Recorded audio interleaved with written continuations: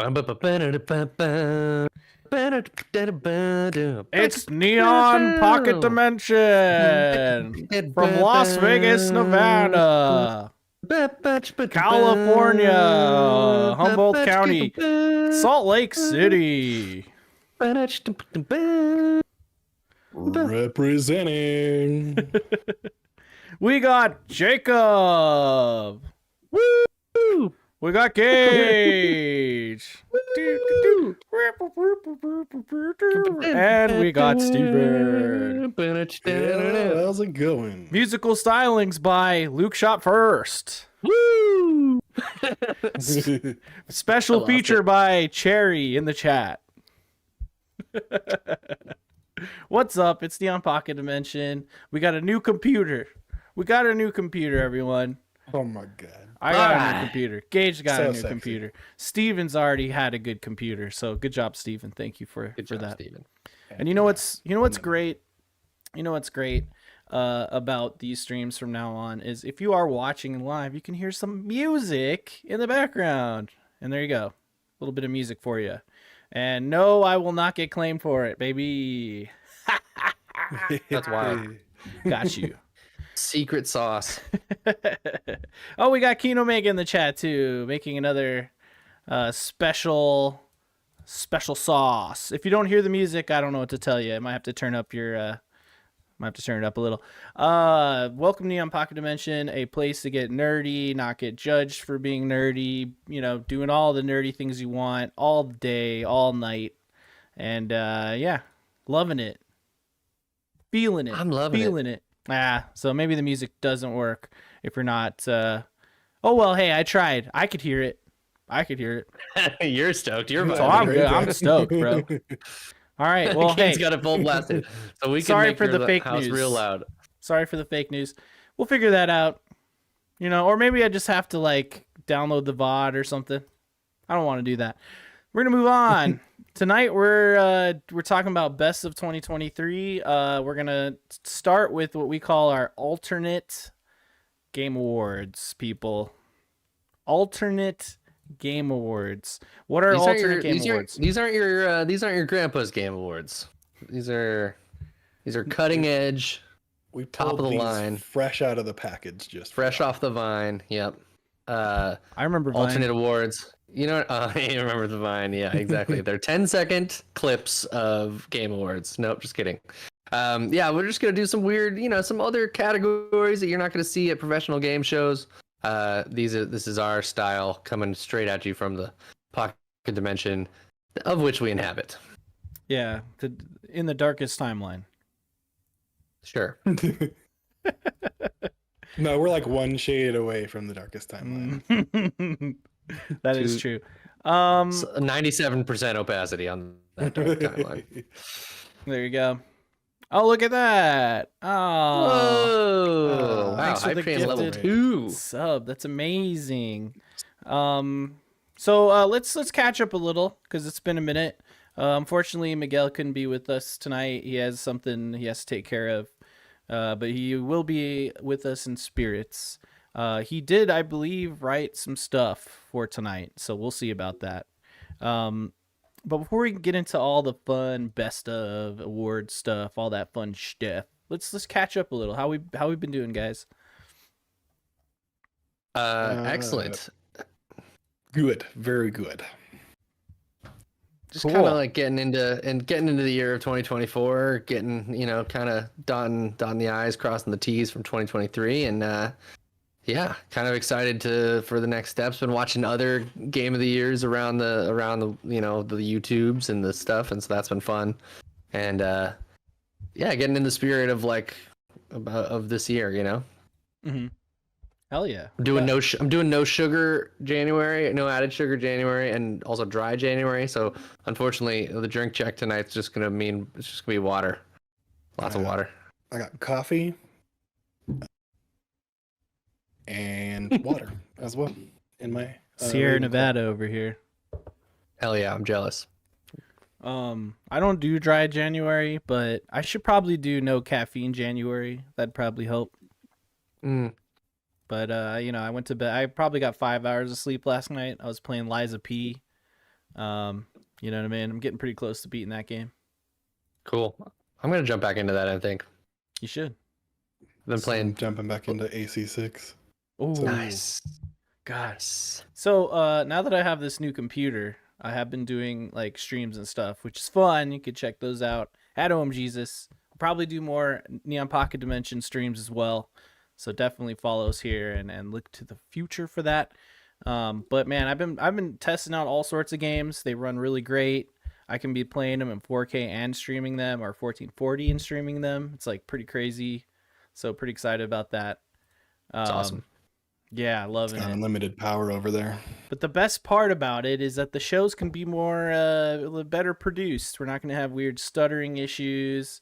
We clearly have like a crazy background going on behind us there. Let's put this one up. Whoa! I can't see it, but I'm imagining it with my eyes. For listeners, it's like a purple mist background and like space. Mm-hmm. Yeah, that one's fun. There's like a weird interpretive dance that the mist is doing. Yeah, it's waving itself. You know, like it's like a hula. It's like a hula lady splash, There you go. but it's not a lady. That sounds like like something. Yeah, It's like space plasma. It's like a hula space plasma woman. I don't know how I see a woman in there, Cool. but there you go. I see, it's like you see whatever you want to see. I like it. It's Like a interpretive. Rorschach painting. Yep. Okay, so we have a lot to get to tonight, but we have to start with our patented WYBNOO, which stands for what you've been nerding out on. So Steven, why don't you go today? Start us, kick Yeah. us off. Dude, hell yeah. I'm excited for my WYBNOO this time. It's been a ton of Tears of the Kingdom as I'm trying to wrap that one up, like the main story of that. I just got the spoiler Master Sword. Nice. Not a, I'm pretty sure we all knew there was a Master Sword in that yeah. game. Well, but how you get it is definitely a spoiler, and I won't spoil that for people. And it's such a anyways. I'll get into it in later, I'm sure. But Epic moment. it I don't know. It's incredible. That game getting a lot of Game of the Year awards, very deserved. It's one of those like it doesn't have the Skyrim problem for me. I thought Skyrim's main story is kind of lame as hell. But the side shit is what you're there for in the lore, right? But Yeah. this either way, if you go on the side shit, it's amazing. And that's what I did for like 50 hours almost. So I'm like, okay, I think I might be ready to start doing more main story stuff. Oh my god. Incredible though. Oh yeah. I still get a little bit nervous going into the depths. So They're that's just the thing eerie, still. no matter what. Yeah, Yeah. it's like it's like dark and you have limited like if I stock up on arrows and the bloom things, but you just throw them or whatever. But Mhm. I just have a ton of those, like hundreds, because I don't like to run out of that. You were actually quieted for a sec there. He was talking about Alan Wake 2. Sorry, I'm still setting up the scenes, everyone. He's You're playing fine. Tears of the Kingdom, and then he is playing Tears of Alan the Wake Kingdom. 2. I'm also playing Alan Wake 2. Yes. Sorry about that. We may have to look at timestamp there, but anyways, Mhm. Alan Wake 2, playing Saga Story. You can switch between the two of them, right? I may have to be switching to Alan Wake now because I'm starting to reach like, why can't I do this or why can't I do that or this seems a little bit strange or I should be having this at this point. So, but there's a part I'll get to later that I want that I just got through in Saga Story that is probably my favorite part of the game, but also one of the creepier parts of the game. Which I did not expect. But yeah, that and then I played some more Gunbrella, and that's continues to be incredible.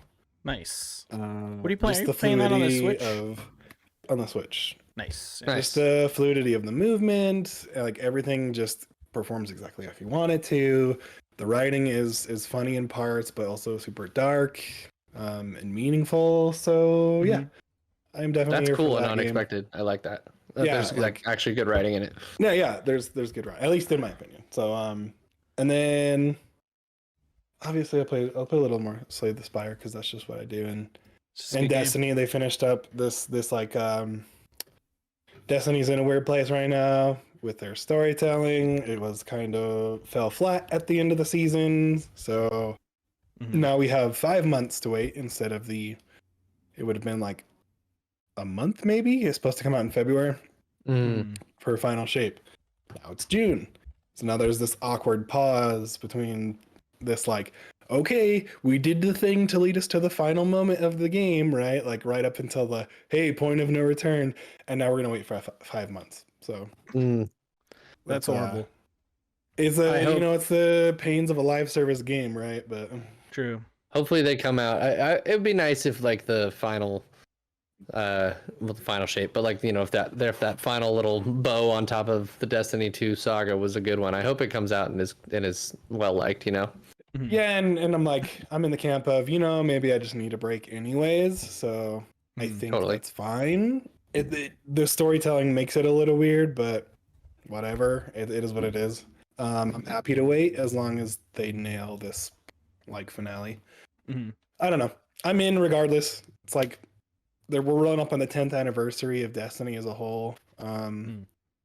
Like the first alpha or whatever. So I just think 10 years with any game is crazy. But 10 years in gaming is crazy, but then 10 years with one game to keep it going is something else. So all these World of Warcraft people, man. Right. So like you have obviously they're longer too, but like that kind of feeling is just strange to have that lineage like for a whole decade of something. So true. All right, that's been my WYBNOO. Give me a quick pause. Okay, go ahead. Continue. Oh yeah, sorry. That was the end of my WYBNOO. Oh, wonderful. Sweet. Gage, why don't you try talking? Can you guys hear Gage? I'm good. Yeah, I'm ready to rock. All right, great. All right, what do you got? Show me what you got, sir.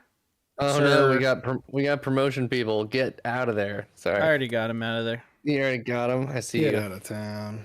I got it. I got this new computer, so I can do things quickly now. You got quick seconds. I like that. My WYBNOO. Let's see. I had more to my WYBNOO last week, but we already had a lot to talk about, so I didn't get into it. So it's been more of the same in some manner. I've been playing more Jedi Survivor, liking it a lot. I was just doing. I finally got the one lightsaber and blaster stance. That's so far my favorite. I like kind of playing the Kyle Katarn build, you know what I'm saying? So I've been doing more of that. I'm really liking the game. My guy finally like looks cool, and I'm stoked about it. Story's going to some cool places. I'm stoked to be reignited with some old characters. There's some good like romantic stuff going on in it, which I didn't or like some some sexual tension, some STs as I like to call them. Oh, nice. Which is good. I was not expecting that really, but I was stoked on that. And so yeah, liking it a lot. I have been playing a much overlooked game from 2023, Dragon Quest Monsters: The Dark Prince. Oh yeah. I want to hear what you think. Let's go. Sure. The demo, I think it starts off a little, basic and slow kind of. There's a lot of Dragon Quest games that start off that way. I think even Dragon Quest 11 kind of started off with a pretty like dull opening, but that game gets super good, and I think the strength of this game is like the relationship that you build with your crew over time. Like they kept like the breeding or the the breeding mechanic where you have like a pedigree of monsters that like as you breed them together you get stronger monsters and more unique monsters that have traits from the parentage, from their heritage monsters. It's obviously the graphics aren't like anything to like balk at too much, and it's kind of a weird art style in places, but and like the stories are kind of a basic JRPG story in a lot of ways, but the gameplay is fun, and I think the battle system is really cool, and it gets more complex as you go, and like I said, as your monsters get cooler and cooler, you just like really start to put together cool teams and combos and stuff like that. And Yeah, I don't know. The story, like I said, is kind of whatever right now. It starts in a kind of a weird like space, but I think it'll get cooler over time, and I think like the places that you'll go are actually like they're actually setting up some cooler worlds, maybe. So we'll see how it goes. It's again, it's a probably like a 6 out of 10 that I like an 8 out of 10. It's like yeah, it's like just kind of a Pokemon style adventure, but I just think the monsters are more unique in some cases, and like the breeding mechanic I think is just like it's so exciting to train up a monster, get them to like a good level, and they have some good skills, and then breed them with another one of your good monsters and find like some even cooler, bigger dragon crazy thing, and yeah, they just get cooler and cooler. So I'm into it. Bigger dragon thing. I like that. Well, I'm just saying, like, you know, you'll have like a kind of derpy like that guy right there on screen, like that's some kind of slime creature, but you'll like mix him with that big ogre guy, and then it'll be like some big king slime or something, or you'll take like a weird pumpkin dude like that and mix it with like an actual dragon, and it'll become like a skeleton dragon because it's like mixing like dark Halloween themes with like dragon themes. You know what I mean? Like there's different types, just like in Pokemon, where there's some things will be like spooky themed versus slime. Like slime is a category, like, you know, different. Anyways, it's yeah. See, there was a good example of it. Like taking a slime and a Draki makes that weird little derpy thing. Yeah. So like it just the systems cool. there. The systems there are really cool. And by the time you get to end game, you're making like yes. I think you're making crazy creatures is what he was going to say. Yeah, I think he's trying to say wild creatures. I think you're back. I'm back. Yep. Okay. Whoa! Did you see that? I'm emoting. Well, how the fuck did you do that? I don't know. It like recognized my. You put the thumb up and then like. I don't know. That was weird. Dude, that was crazy. What is going on with the Discord? We're learning new things, guys. It's pretty fun. Anyways, but yeah, you end up getting like boss level monsters via breeding and stuff. So it's cool. Hey, is that Lucy James?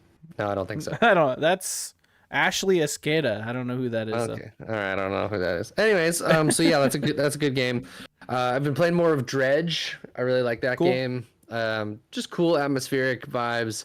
I play it like right before bed on my Switch, like just chilling. Yeah. So that's cool. And oh yeah, I finished Blue Eyed Samurai. That's a really fucking good show. You know, kind of Kill Billy vibes going on there, but I think it punches above its weight. Like it's a really good story and it ends really well. And yeah, I liked it all the way through. And actually, Aishu only latches on to certain animes, and like, you know, 3D animes is its own thing, I guess, a little bit. But she was just like seeing me watch it in the background, like probably episode 5 or 6, and she like got into it just from like watching it in the background, and ended up watching the rest of the whole thing with me and really liking it. So, you know, that's a good testament of like when an anime breaks through. So yeah, cool shit. Hell yeah, dude. Nice. That's me. That's my WYBNOO. Cool. My WYBNOO this week is I got the PC. I'm playing all sorts of PC games. Told you I've been playing Lies of P. Good game. Getting close to the end, I could tell because I have 3 fully upgraded weapons at the moment. Do it again. Oh, they probably can't even hear the damn soundboard. I have to set that up too. So yeah, that's fun. But yesterday I went to CES, which is the Consumer Electronic Show, I think is what it's called, here in Vegas. It happens every January. It was split between the convention center and like multiple casinos. I only had one day to go, so I went to the convention center. And I'll just give you a quick rundown. I'll do like a video on it because I have pictures and stuff. But a quick rundown of what I saw. I did go to the Sony booth. They had their new slim models there for the PS5 with the new colors, the blue, gray, and like reddish. Those look pretty cool. They also had in person. I could see the Portal. I could see the adaptive controller, which I thought was really neat to see in person. They also had a demo of that. some really cool stuff I saw were the transparent TVs. I saw like walking right in. You saw the one from LG. It was an impressive display because people are viewing it on both sides of the screen. Um, and as the images kind of fade from the screen, it's see through. I could see the people on the other side. So that was like really interesting. And then Samsung also had a transparent TV display set up where there was like a background screen. Think of almost like like a insert like a 3D rectangle, right? The size of like I don't even know like an ultra wide, like two ultra wides next to each other, right? But like a full like 3D insert of that cut into a wall essentially. So then the screen and there was a screen in the back that was static, and then the front like glass was transparent, uh, which was also a screen. And like essentially they were using that whole 3D space to like project a screen in the back too. So essentially it was like looking into a 3D rectangle where the whole thing was Almost like images that looked like it was in 3 dimensions. sounds like Wow. you remember what the 3DS did where it had like it almost looked like a diorama for some Yeah. games, right? Mm-hmm. Like yeah, it sounds kind Yeah. of like that where you're playing with like uh parallax things to get Mm-hmm. the eyes, the cones and rods and the eyes to be fooled that it's like 3D, right? Well, the So difference here is that it wasn't 3D. It was like literally 3D. Like there was a screen in the back. oh, like in the okay. Yeah, the like essentially the top and the sides are probably like reflective mirroring to reflect like the project, the screen itself. And then the front glass itself was a see-through screen, right? Like literally. They did So, it again. yeah. Oh, great. I've been playing my 3DS recently, actually. Yeah, and the little thumbs up popped up. Little thumb Um, when you did it. Oh, it did? it did. What? Yeah, yeah. That's so weird. So yeah, like basically they would be projecting like it was like a sports game, right? And so you saw like the game in the background screen, right? But then the glass in the front, there was was like transparent, and so they just had like images on there showing the players like overlaid like on the front screen, and the back screen had like the actual game. And then it showed like stats and stuff, and then those go away, and then the screen is clear, and then you're just watching the game in the background. And then then it Wild. switched to like fireworks, and so the fireworks look like 3 dimensional because the back screen is like the skyline, but then the sides and the top and the front screen are like the fireworks themselves. So it was I was like, whoa, bro, this is crazy.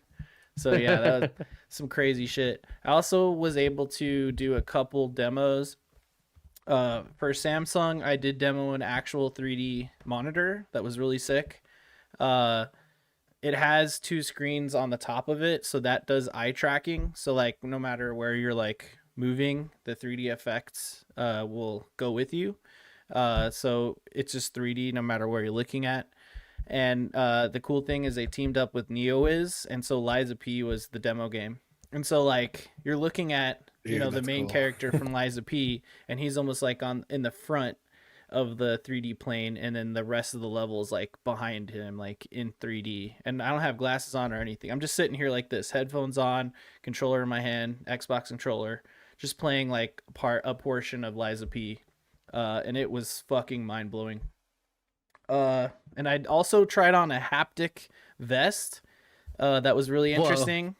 It was like a really rudimentary tech demo game. You're like a robot or something, and you have like a gun, and the gun had like different firing modes, like essentially like a shotgun or like a whatever.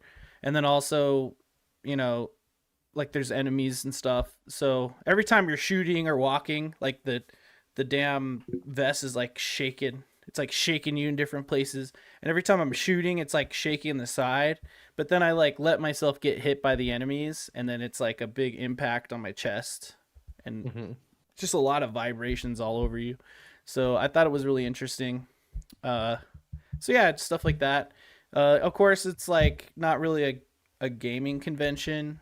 So there's like not a ton of gaming stuff, but they did have Stern pinball people there, and they were showing off some of their new pinball machines, which were cool. I could have played them if I like waited, but I didn't want to wait. And there was a lot of VR and AR shit going on. I also saw robots doing stuff, kind of cool. So yeah, I had a lot of fun. Yeah, you saw a barista robot, right? I did, well, yeah. It was making like coffee drinks, and then there was like a pool cleaning robot, and then there was a like a dog robot that was like walking around and doing like rolling over and jumping and stuff. So I got some Like a videos and companion, pictures kind of of. the shit. Yeah, like a robot dog. Cool. Yeah, kind of like Also, the. I would like to say we're so close to that Ready Player One thing Oh yeah, happening. You know, yeah. There's a just company like that's starting to work on it. Has like already partnered with WB, so now they have the rights to like all their stuff for a metaverse. Yep, I Mm, heard that. So yeah, and then mm. besides that, games wise, I mean, I played the finals the other day, and I did better because my computer works now, um, and stuff like that. But again, like I said, playing Liza P, playing Elden Ring. I'm still on my third playthrough. Uh, it's my faith character.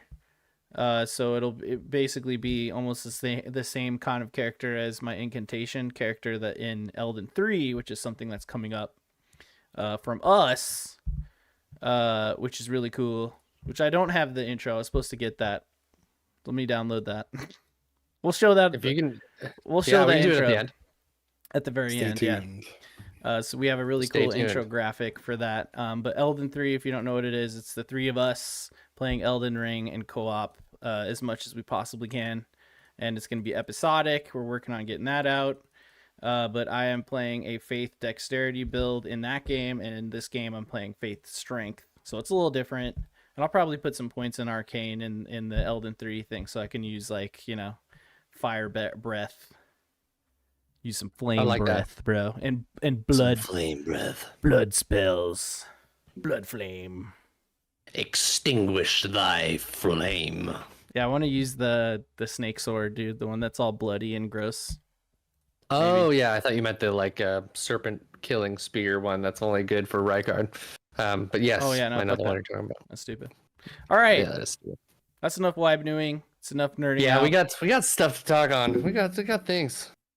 We got some shit to do, guys. So these are the alternate game awards. They're going to be, or alternative game awards, actually.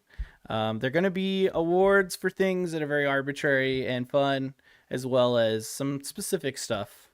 So Gage, why don't you talk us through the alternative game awards as I gather these assets? Yeah, no problem. So we kind of did this last year a little bit, or I like maybe just like sprung it on you guys without planning. But we kind of like to do some, some shout outs, some mentions to some games that don't necessarily fall, or they probably fall in some other categories, but these don't necessarily all, you wouldn't necessarily lump them together necessarily. So, it's not things like best narrative or, best voice acting or, although, there maybe could be stuff like that, but, or, whatever, best action game, that kind of thing. Instead, they're more niche, more specific, and kind of catered to our experiences in gaming this year. So, we're gonna kind of delve into some of like I don't know, the more, trying to find some weird and fun little things about gaming this year, that are, brought to you by moments that we've had specifically. So that's kind of cool. So Yeah. these will be, some of them are funny, some of them are, like actually because a game made a serious impact on us, and some of them are just like this wouldn't fit in anywhere else, so let's put it here, kind of thing. Yeah, just stuff that's like, all right, we're kind of bored of normal award shows and stuff, so let's make it our own brand and our own thing. And some of these ones I'm really excited to get into because they're just kind of out there, like we've got, for example, like a Razzies kind of one, and then there's just some real treats upcoming. So Yeah, I'm upgrading now to the sparkling water, y'all. Getting wild in here. getting bubbly, dude. get bubbly. Mhm.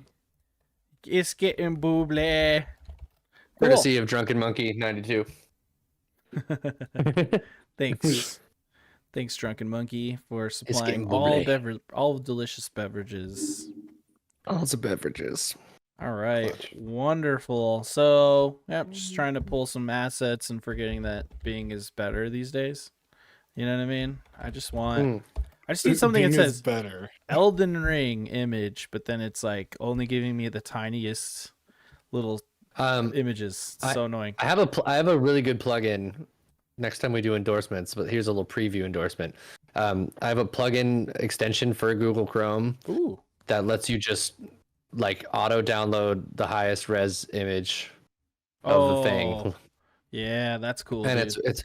it's really nice. Like it's just like, you know how it used to just say view image and it would just take you to a blank window with just the image on it, and it just like lets you auto download it. It's great. I'll send you a link. Hell yeah. But love to see it. Awesome. Yeah, you love to see it. Hell yeah. So well, do you think we get started with our first one, or do you think we need some time? Let's get into it. I'll just keep pulling like images as we go. I feel you. Okay, so here we go with our first. We don't have like fun graphics for the awards themselves, but I'll just type them out. Okay. You know what I mean? Okay, cool. Because I got the flirt. So here we go. Our first category is best Souls-like, and remember this is 2023. If you didn't know, Yeah. big thing up there that says 2023. So I'm trying to figure out how to point at it. There. I'm assuming it's right above my head. Yep. There. All right. Best Souls-like. Best Souls-like of 2023. Hell yeah, there was some good. I think this is maybe the best year of all time for Souls-likes, probably. Probably, yeah. Honestly, you know what I mean. There was a wide array. There really was, and I'm seeing ones not even on here, so I'm gonna just put that on there. Sure, I didn't play that one. That's why. But was that best? Hey, I think I'm gonna put it on there just so that we can, and with the asterisk, okay? Gotcha. Because I know Steven can speak to it, so I just want to hear what he has to say in a sec. Okay, so best Souls-like. Here we go. We got Lies of P. That's our first nomination. I need to shrink this down a little, y'all. It's a little too big. You can't even read the goddamn letters. Hey, yeah, thanks. Okay, we got Lies of P. Great game. So let me talk about the format quickly. We have our nominations, and then live will vote on who wins. Okay, so here we go. Yes. We got Liza P, Wolong, Fallen. Why do I always want to say Final Dynasty? That's Final Dynasty. Yeah, I always want to say that. That's not correct. Wolong, Fallen Dynasty, and we have Jedi Survivor, which I always forget is kind of a Souls-like game. Yeah, I mean it very much is. Like there's bonfires, like meditation points, and you lose all of your experience if you get killed by an enemy, and then if you kill that enemy, then you get the experience back. You know, Mm-hmm. it's kind of a light Souls-like, I'd say. You remember that song Bonfire? Bonfire. Yeah, Bonfire, yes. Yes. That was a good song. Yeah. We also have Remnant 2. I was waiting for that. And then, I haven't played Remnant 2, but I want to eventually. And then finally we have Lords of the Fallen, which I just want Steven to quickly talk about. So before we get into the real nations, It's that guy. What the hell is wrong with this game?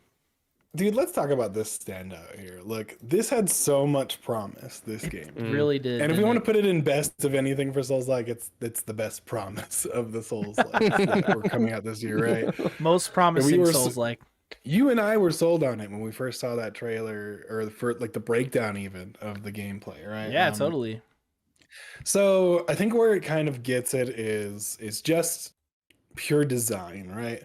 Mm-hmm. The enemy encounters were stilted, like the open world enemy encounters. The bosses, like the first couple were pretty awesome, and then like it dropped off a steep cliff after that.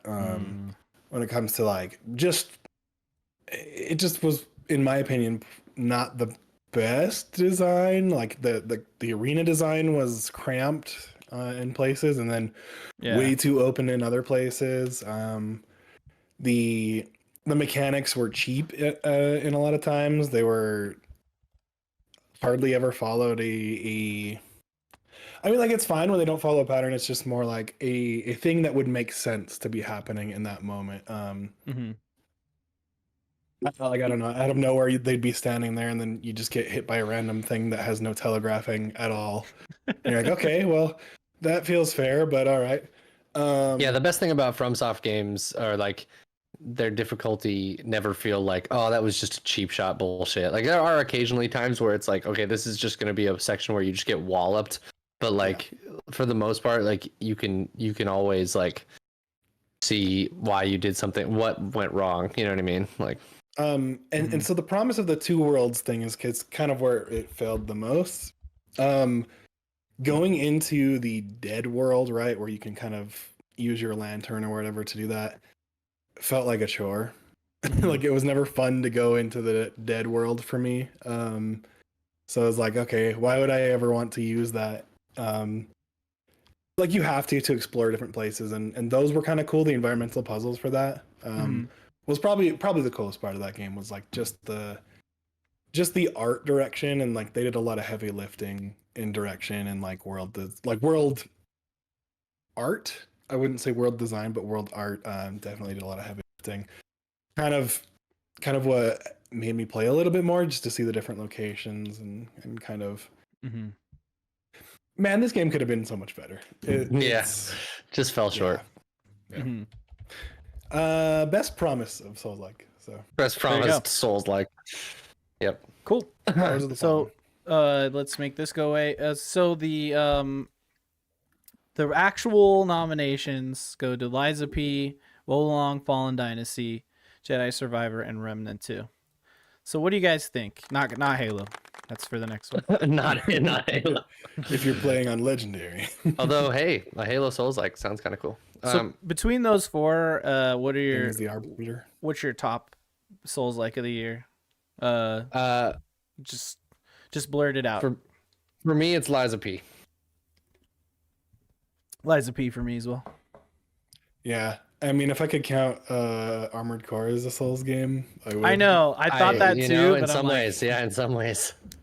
Because it kind of has the same rhythm of a Souls kind of game, right? But yeah, I definitely feel style. I definitely feel FromSoft's like years of Souls experience going into it, and like even though it's like an action game, there's tons of RPG elements, right? You're doing so much stat stuff with building your mechs, but like and there's not like the bonfire. There's a lot more pointing.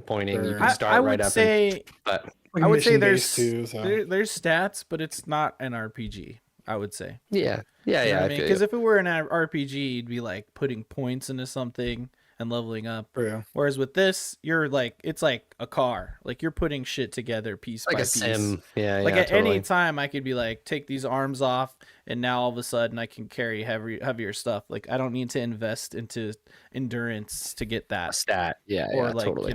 whatever equipable stuff. It's like the literal parts. So that's why I don't think it really fits. But goddamn, the boss encounters though, they feel like those moments in Souls games where you're like on the you've got like the last like 150 bullets in your thing, and you're like just like barely scraping by. You've got a little bit of health and like one charge boost left, and you're like, I can do this. Let's do it. Yeah, it's crazy. Yep. All right, so that means our winner, Liza P. Yay! Scroll down. Shout out to Remnant 2, just being an absolutely great game. I don't think I got enough time with it though to like really form as much of an opinion. Yeah, definitely Liza P. Even from what I've played, like about 10-ish hours of that game. I love it. So yeah, Wolong was cool a bit. Like I played it a bit. I kind of had some fun with it, but then I just moved on to the next game. Didn't really hook me. It was just kind of forgettable. I thought. And with Remnant, like it's a good game and all, but I'm like stuck in a really annoying way right now in the game, and it's rubbed me the wrong way. So I don't know. I think I get lost in that game too easy. Remnant, like the map isn't great. Yeah, it's because it's sort of like a randomized experience with the level layouts, and because it's like different dimensions. I understand what they're doing to some degree. It's kind of roguelite-ish, But Well, and everybody has a different experience. Like it's kind of cool to talk about Yeah. that, but yeah, yeah. but when you're missing that handcrafted experience, like then there's negatives to that. And so like that's the kind of the drawback of Remnant 2. Still really fun, definitely a fun game with friends. But like what's giving me the real Souls experience, it's Liza P. So Look, it's Kodak. Hi guys, Kodak. And I just like I want one more thing on Liza before we move on. Is just like I wish I could the see him. frenetic nature of like of the combat, like always pushing you to be aggressive and like Yeah. I don't know, and not just be passive because you have to like break their stance essentially or break their weapons if you parry, right? Yeah. Pushing you to be in the thick of it. I really do like that. So I love the combining hilts of things and blades Yeah. of things. Like that's a really cool mechanic. also come on the arm grinding of sharpening your weapons. Oh, That's so really cool. And just the aesthetic of it, that kind of gothic, like Steampunk. 1800s kind of steampunk thing going on. Yeah. It flirts with the Bloodborne stuff, but a little bit more Industrial Revolution style, which is cool. Yeah. And then also just like way to take like a pretty known kind of Creative Commons public domain property and like put a cool twist on it. Like I think it's a little more approachable than some FromSoft games at first, like it just it kind of gets you into it, tells the story a little bit more straightforward. So there's some things that I like about that, even though I love FromSoft's storytelling too. But I would very much like a now that we're talking about Creative Commons, Mickey Mouse. Oh yeah. Souls-like. Willy, Mickey Mouse Souls-like. Come on. Mm-hmm. You can make it all racist like the old 1920s cartoons that he's in. That's amazing. Well, I mean, like in a like they're the bad guy, like the racist people are the bad guys. Yeah. Hey. Yep. That's incredible. Oh my god! stuff. Imagine you're Mickey Mouse going to kill Walt Disney. Oh, dude. That He's would the be some final. wild He's the stuff. final boss of the game. Steamboat Willie's definitely gonna show up.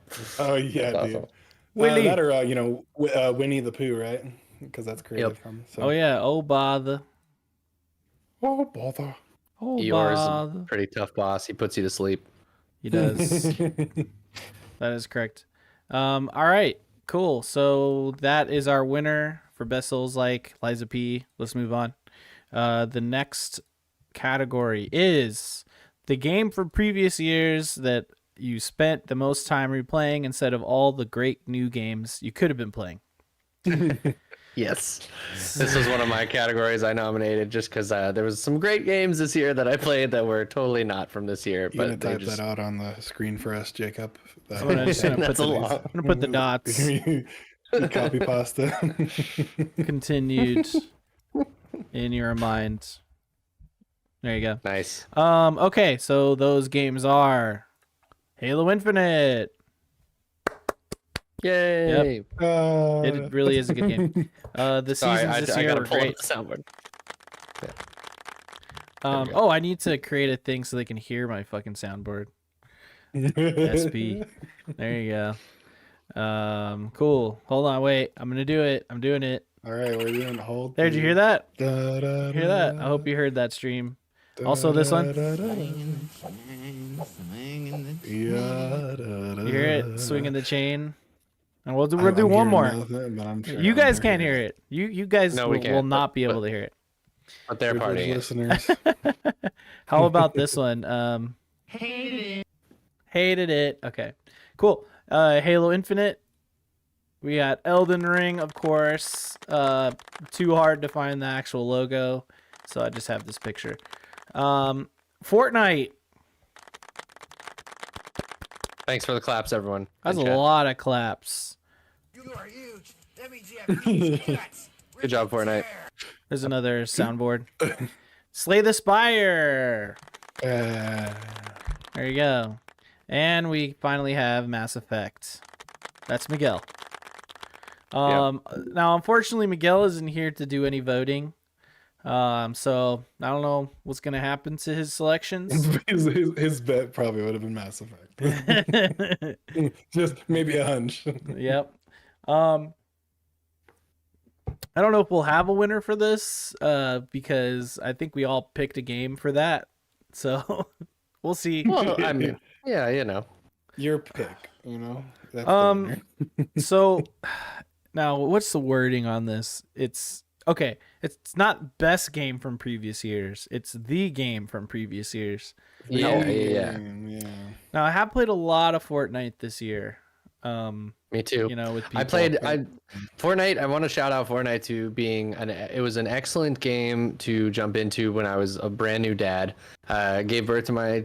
I didn't give birth, but but we gave birth to my daughter this year, and in the first little section there, where she was just a little bundle of love, she was just a wee potato.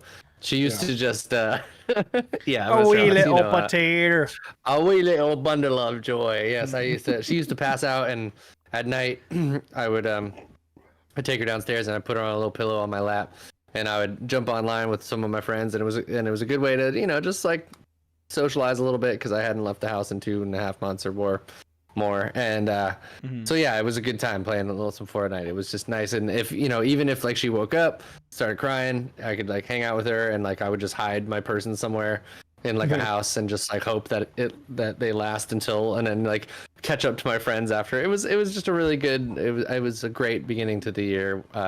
Beginning to dadhood gaming time. So dadhood. Cool. Yeah, no, I just played it a lot because every time I wanted to like game with friends, this is the game that they would want to play. So I ended up playing a ton of it. I think it's just like I don't care that much about winning. I'm just having fun in that game. So yep. Being with homies. I would also say what qualifies for this for me is Halo Infinite. I had a ton of fucking fun playing this with friends this year. Yeah, we played a decent amount together. It was really good. So I think I might pick that, even though Elden Ring got like a bunch of time for me recently, and I did technically beat the game again this year too. I mean, that's a pretty decent amount of time. You guys are madmen. I put like 70 hours into Elden Ring this year. Yeah, I don't have kids. Oh shit! Right, forgot about that. And just me staying up real late. But yeah, no, I mean like because to get the 100% achievement or to get the platinum, you have to beat the game, and you have to see 3 different specific endings. So I got my second ending, that's why I beat it, and then now I'm working on my third ending. So technically I did beat it this year on my second playthrough, and I'm like close to beating it a third time. So I played it a lot.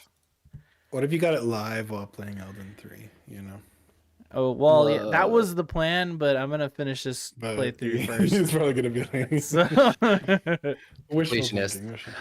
Yeah, for me, it's Elden Ring, hands down. I mean, shout out to those other games, but definitely Elden Ring. The Spire for Steven, of course. He plays it all the time. This is your pick, right? This one kind of like fell in like...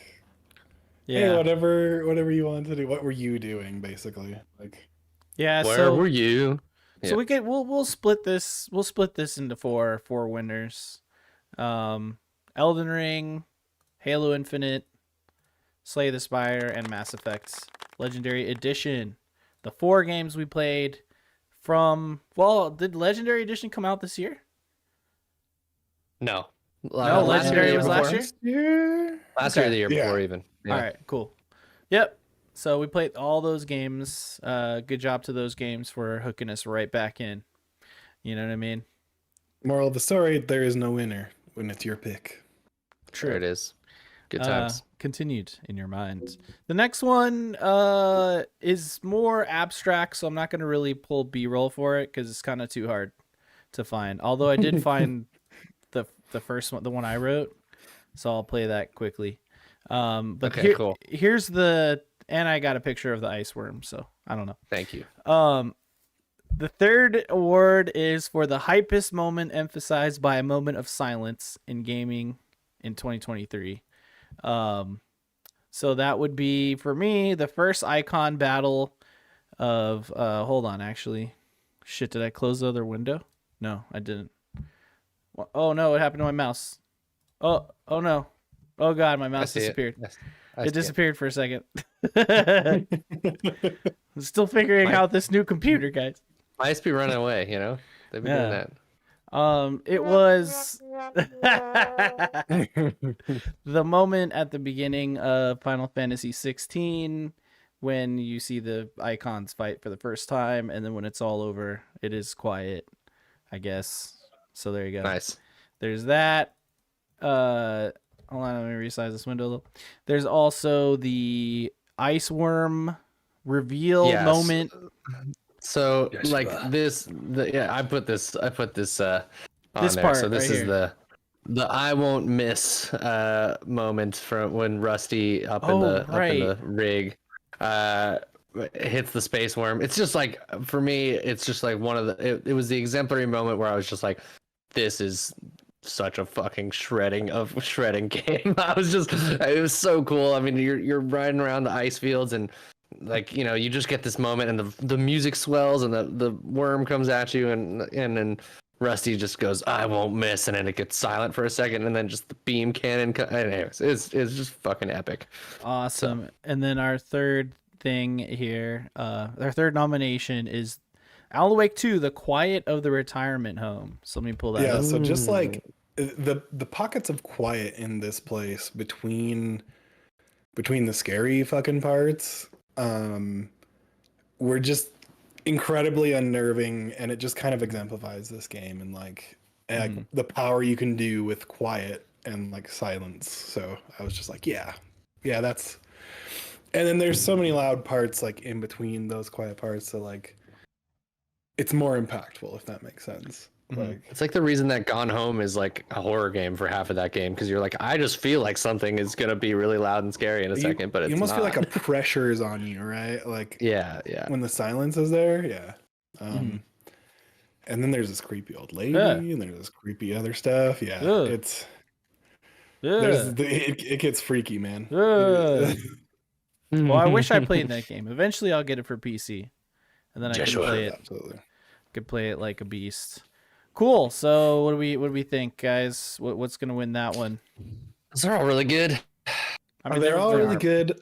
I will say I'm pulling for the ice worm part. Me too. Personally, It's gonna have to be the Ice Worm, boys.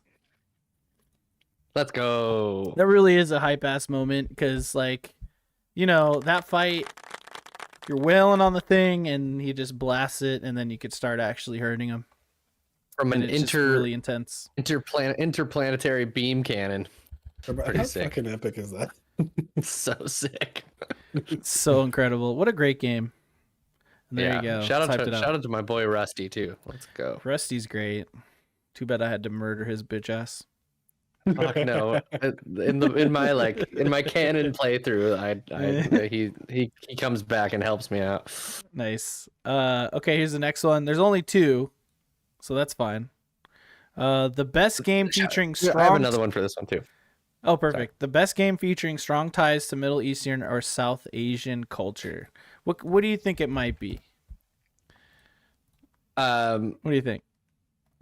Yeah. The nomination. We got Venba. Venba, of course. Let's go. Gotta get Venba in there. And then we have the other one. Thirsty Suitors. Mm-hmm. And then if you want a third nomination, I haven't gotten far enough into it for me to recommend it, but Chance of Sinar also is. That's it. Okay. I didn't know that was like. And if you want to throw Assassin's Creed Mirage in there, you can too, but I haven't played a minute of that. But yeah. Me either. Yeah. Yeah. Chance of Sinar is based off the Tower of Babel, so that'd be in Babylon. So I would say that's pretty darn Middle Eastern. Nice. And then, you know, Assassin's Creed Mirage takes place in Baghdad, so I'd go with that too. Nice. Cool. So I have no input. For me, it's Venba. Shout out to Thirsty Suitors. It's a pretty great. It's like just a very like quirky and funny commentary. It's like part fighting game, part dating sim, part like walking sim narrative game. But the fighting game elements are really funny. You're like summoning in your mom to like help like ward off your ex-boyfriends and stuff, and it's pretty funny. Like there's some really great Really great quips in there. Yeah. Isn't there like different game styles happening in the like genres happening in the game too? And thirsty Yeah, it's suitors? kind of constantly going between, like, there'll be a fighting game segment where you're like fighting one of your ex-boyfriends, and then it's like, then there's like little mini game stuff, and then there's like dating sim kind of things where you have to like, like you can like choose to flirt or like scold or whatever. Yeah, like That's hot. yeah. I love it. All right, let's check out Vemba. So what's Yeah, man. why does this win? So Ven was really for it kind of just hits really personally for me and my family. Aishu is not only from India, but she's actually from Chennai, which is where this family is from. Oh wow. And it's all about like kind of being, an immigrant family, and connecting to your culture and kind of remembering your culture through food. And so it's a really interesting game. There's a lot of like kind of guilt in this game. There's this thing about like your parents trying their best, but you not necessarily understanding or like adapting to a new place that you live in and wanting to like embrace that culture, but like not losing your own culture in the process. Like it's a lot about it, and it's a really simple game. It's a cooking game. It's kind of a cooking puzzle game, but it's really just like a narrative game, and you get a lot of the parents' perspective, which for us this year really hit us. And by the end of it, Aishu and I were playing through it together, and we were both just like on the couch bawling our eyes out, like just totally sobbing. Like it really was incredibly effective, and it was one of the reasons. It's one of those games that's like the story that's told through it could only be told through the medium of video games, because it's you experiencing it that gives it the agency and really is impactful. So I just thought it was absolutely nailed it. So it was good. Nailed it. That's all I got. That's all I got. Yeah, no, for sure. Cool. So congratulations to Venba for winning that one. Hooray. Sweet. Here's some more. We got more, guys. We have more awards to give out. Yeah, man. I'm just trying to pull up images. Only win You're this good. year. Want me to read the next award? It's go Will ahead. Stevens. Do it This up. is the best game to turn your brain off to. The nominees are Diablo 4. There you go. Yay. Yay. Starfield. There you go. Yay. Destiny 2. And I got Dredge. it. There you go. That's the one that's Nice. not out yet, Steven. The final shape. Oh, it is. I see it. And here's Dredge. It's small. Sorry. There's Dredge. It's a little tiny. That's all right. It's an indie title. It's a Small. little boat. It is a little guy. Cool. So my vote, 100% Diablo 4. It's my turn my brain off game. When I want to just like sit on, like get really stoned and like lay backwards on the couch with the laptop propped up in front of me with my controller like this and just murder waves of demons, Diablo 4. So it doesn't Nice. take a lot of thought, although sure the itemization does take some thought. You got to pick stuff up and, like figure out what piece of gear to to use or not. For the most part, it's like you're just killing shit, and that to me is joy. Hell yeah. I'll give it to Diablo 4. I'm cool with that. Yeah, I think I'll also give it to Diablo 4. That sounds like the perfect kind of chill game. These other ones are great, but I feel like that's like Diablo 3 filled that spot for me. So Right. I haven't played 4, but I'm sure it would also fill that. Yeah, it definitely does. Like you have to think a little bit more playing Diablo 4 because like you have to dodge and stuff, and there's more interesting combat. But that's still not. It's not like you're not like it's not like you're playing Civilization where you have to really consider what to do on a move and really think about it. You're just like kill. Oh look, there's a big group of guys. Let me run over there and murder everything. Yeah, don't stand in AoE. Okay, now kill. Yeah, exactly. Sweet. So that's our winner for the best game to turn your brain off to. The next category, which I don't have images pulled up for, so now we're just gonna resort to Google searches. You know what I'm saying? Nice. We'll make it happen. games that make you laugh. So there you go. This That's a one good was one. interesting to think about, right? Because Mm-hmm. games typically don't hit humor in the right way. It ends up coming off stilted or like they're trying too hard. I find that not many games can do it correctly. Mm-hmm. So I feel like it's a pretty important award for me personally. Yeah, when a game can do it. can nail that well, it's always like surprising and unique for sure. Mm-hmm. I left out Tears of the Kingdom on this, but I feel like even like some of the gaffes I do in Tears of the Kingdom, like where just shit goes awry because you're trying something stupid. Yeah, the building is where the humor came in for me. Yeah, Where you're like, you build this big epic thing, and you're like, yes, this is gonna be awesome, and then it just like dives off a cliff or something. Yeah, That actually happened to me the other day, where so I've been building this cart with big wheels on it, so then it can kind of like go up mountains and such. It's just a really basic cart design, but I also have this this killer robot, right? As a separate thing that I favorited. And so what I've been doing is making the cart, and then it has a light in the front of it because I'm in the depths, and I put the robot right on top of the light, and so it's attached to the vehicle. So now when the vehicle goes, it has like the head piece, so it's like looking around. So if any enemies show up in front of us, it just starts blasting the shit out of them. And so then I just That's gotta awesome. drive while the cart is like shooting.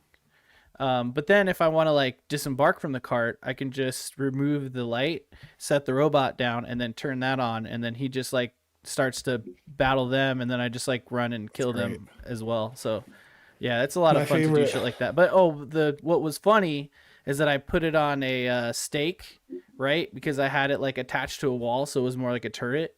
And so then I was like, Word. what if I keep the stake as part of this? So I put the stake on top of the light, and then I like watched as the cart just like fell forward, and then it fell off like a cliff and started rolling, and then everything fell off of it. And I was like, oh no.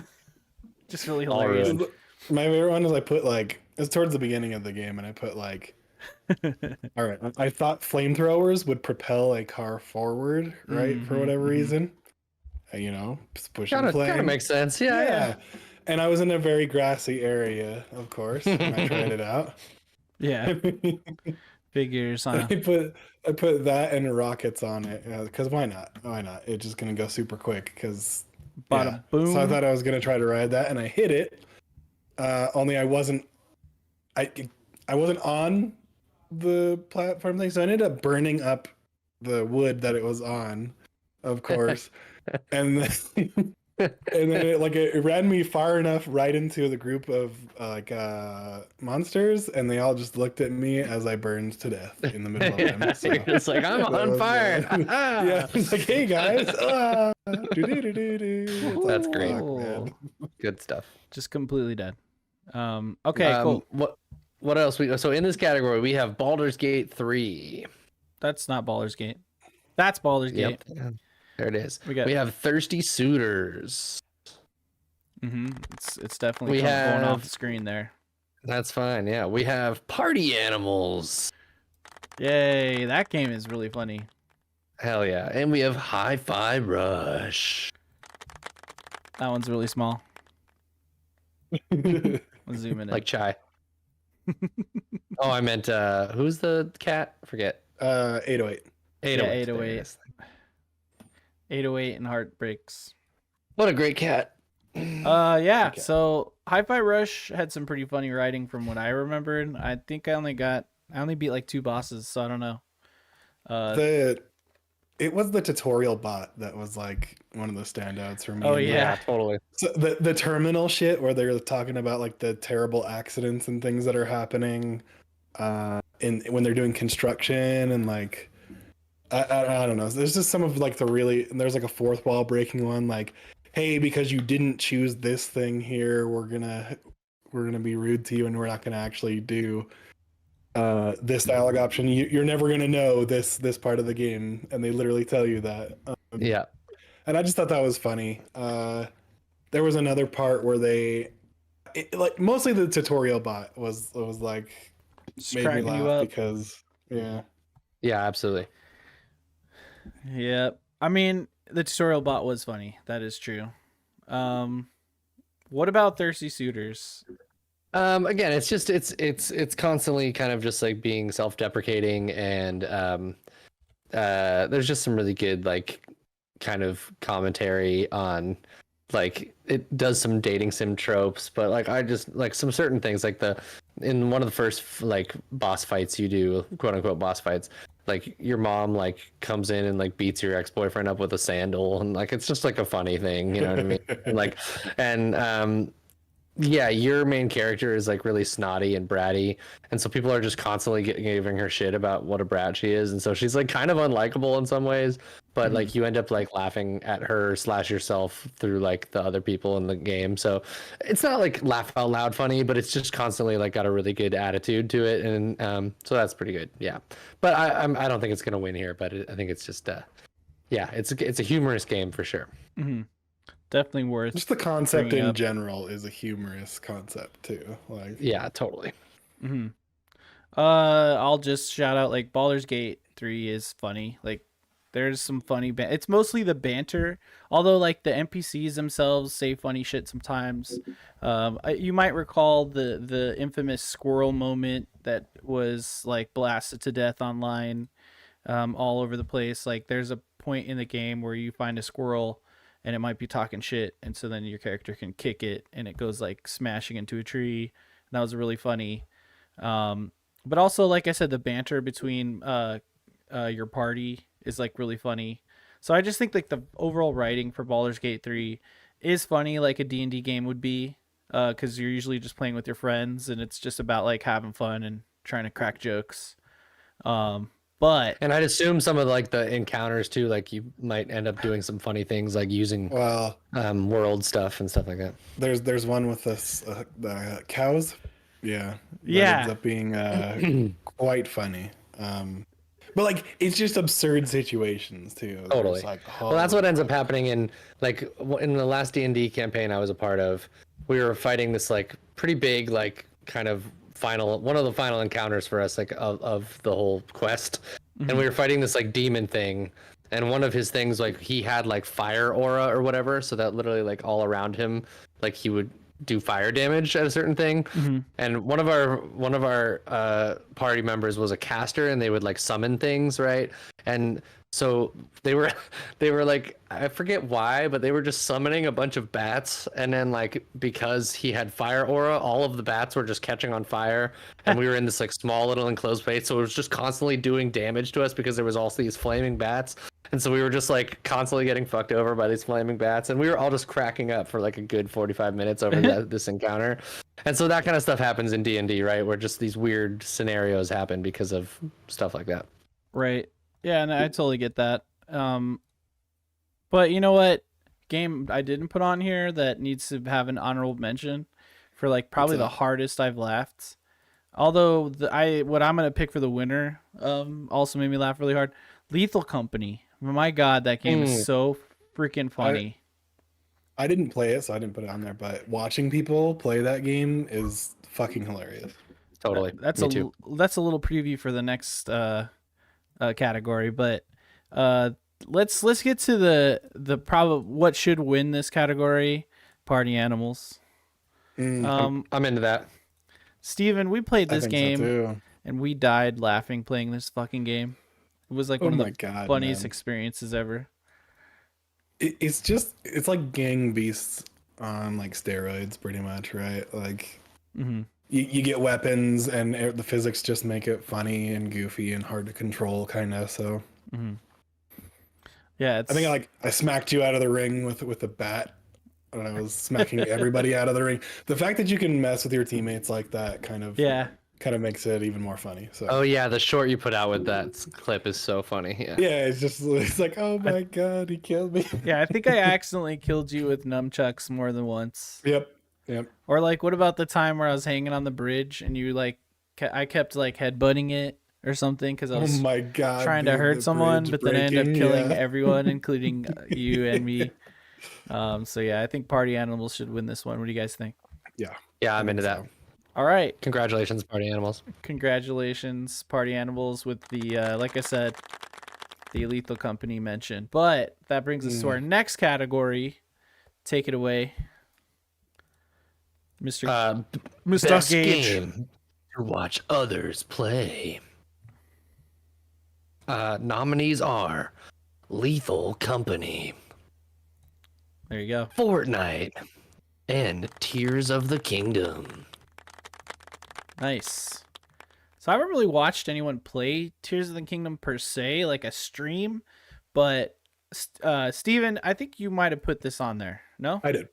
There's just I so many did. like YouTube shorts and TikToks That's- and stuff, and right? Exactly why this belongs on this list. Because it's so watchable, because every person like approaches every shrine and every encounter differently, I feel like. And if it's not differently, it's just funny to see like, all right, you totally went the way I went and that was the wrong way, but it's funny to watch you do the same thing. I mean, I watched the intro to the 1954 movie Godzilla made shot for shot in this Oh my game. God. Someone What? built a giant Godzilla mech, and they set it up to like come in from the ocean to like one of the town that's on the beach, you know, up in the, or like in the Was it Leyland Village? southeast. Yeah. Yeah. And it like comes in and like just sprays fire all over and they like did the angles like shot for shot, like cinematography of the intro to that movie. Pretty great. So yeah, creative stuff. Nice. The reason I put Oh. Fortnite on here was not the traditional way of like watching someone play it on Twitch or whatever. For me, it was specifically because I would be playing it, dadding out, and then Maya would wake up, and I would have to attend to her, and then I would get killed, and then I would watch the rest of the match via spectating, as my friends hopefully brought us to victory. So I did a lot of watching of Fortnite as I was tending to the daughter. Oh, nice. Whoa, why did it It's not gonna win. It disappeared for some reason. I don't know why. That's what that cool background's for. Look how cool that is. Yeah. This I mean, one? you can't if you're listening, but look how cool that There it is. There we go. It's because the window changed. Oh yeah, the background is there to. Yeah, you're right. I'm sorry. You're totally right. I just realized what you just said. Cool. So what do we got? What do we think between these three games? It's tough between Lethal Company and Zelda, right? Because And Zelda, yeah. Yeah. That's my thing too. I might vote Zelda. By the way, let me shout out the Reddit, the subreddit Hyrule Engineering, which is exactly what you're talking about. It exists right now. People are still putting out videos. They're still doing incredible things in this game. Totally agree with you. Lethal Company is really fun to watch because it's hilarious. But this game is like mind blowing what people can come up with. I saw a video today of someone who created like something that had the floating platforms on it, but it also had a spinning center with a ton of the heads. And so they put it like on top of a Lionel in the middle of a fight, and then the heads just beat the shit out of it, just bah, bah, bah, bah, bah, bah, bah, bah, bah, like hit him like 100 times in a second. So it just crazy stuff like that. Like I totally agree. The torture chambers and things like that. Yeah. Yeah, and then people are modding the game on the PC version that's not official, and doing some really crazy projects in there too. Huge planes that just go across the map in like a couple seconds and stuff like that. So yeah. Thanks Nintendo for the rad physics system. Seriously. Are we giving it to TOTK then? Yeah, we have to, yeah. Congratulations. Good one. That's worth it. All right, next up, best useless item. The nominees are Here we go. perfect, Jacob. The water hydrant, Zelda, Tears of the Kingdom. I don't know what Potato. you could use that for. Sorry, go for it. No, keep go going. for it. Sorry. Potato, Starfield. It's a good asset. And Bright Potion or Bouncy Shroom. Tears of the Kingdom. There you go. Bouncy shroom. You mean the smoke shroom? Yeah. No, I mean the one. It's called a bouncy mushroom. Like you can Right. attach it to something, and it doesn't really do much damage, but it fucking yeets the monster when you hit it. So Yeah, they'll hit you like with a sword and go. Like, Yeah. And they bounce way the hell back. So I'd it's say- funny, but it's like, I would say it has the use at least where like you could build a device, like let's say a cart with a bunch of bouncy shrooms all over it, and you could just bounce all the enemies away from you. So that's kind of useful. But I feel like the bright potion is pretty useless because like right away, like I'm glowing. yeah, like right away you can find light sources anywhere else, or like the armor set to I don't know. Mhm. I'm like never used that bright potion. Well, and the fire hydrant has a usage like, you know, making lava, like little platforms, and then like little ice platforms with like if it's I don't know, I mean, yes, super cold. but it's very specific, like just to only certain puzzles. Whereas, like, It I is. feel like you can't just put together a device that is really using that water hydrant in like any situation. And I That's guess why you I could put make that- a fire. I think I saw like a fire engine, right? Uh-huh. Nice. And someone was driving it around and just spraying all like it was. They were just spraying all around them, and they would just shoot an electric arrow, and all the monsters would just get zapped at once. Okay. But it is So- pretty funny to just put like it on the front of a shield and then you just like spray water at Yeah. people and you're like, what am Yeah. I doing here? Yeah. Feels kind of useless to me. Yeah, it is pretty useful. I would say the bright potion though is like, hey, look, I'm shiny. It really doesn't Yeah. do much. I mean, it's sort of helpful in the depths, I guess, but I just feel like you immediately replace it with other stuff. You know what I mean? What about the potato though? Is that Let's look at the potato. that's pretty Yeah. useless. It's just funny. I just love that you're like, I mean, it gives you like 1 HP and it's Right. just like, and but it's sell just, for anything. Like, it's, but it just Yeah. has it has actual physics and someone took a whole shit ton of them and put them in a cockpit. And that's really funny. I Yeah, like that. I think it's gonna have to go to the potato. Okay. I'm with it. Okay, yeah. What do you think, potato? Because Because I I'm don't like, really need like I'm never eating a potato to heal myself in Yeah. Starfield. Let's be real. Like, It's It's pretty actually much just funny useless. that you have them. It's just funny that you have them. You're like, Yeah, why is yeah. this potato here? I'm right. always huffing shit, right? I mean, it's not like you can turn it into a battery or something. Right. Yeah. So there you go. I think Congratulations. congratulations, potato from Starfield for being a Being- potato. The most useless. For being like literally a potato. Okay, so the next one is wait, what's the next one? Is it the Best ones that I strategy wrote? game played. Yeah, best strategy game, best played with keyboard and mouse. So the funny thing is, I only put 2, and then no one else wrote anything in. So that's kind of funny. I guess you know what? Here's the thing. I just don't play with keyboard and mouse. So yeah. Yeah. So, I mean, there's plenty more Hey. strategy games out there. So I put Crusader Kings 3. Wait, did you put that on there, or did I put it on there? I thought I did, but you must have. So that's kind of cool. Yeah, no, I think that game is best played with keyboard and mouse, but also Mhm.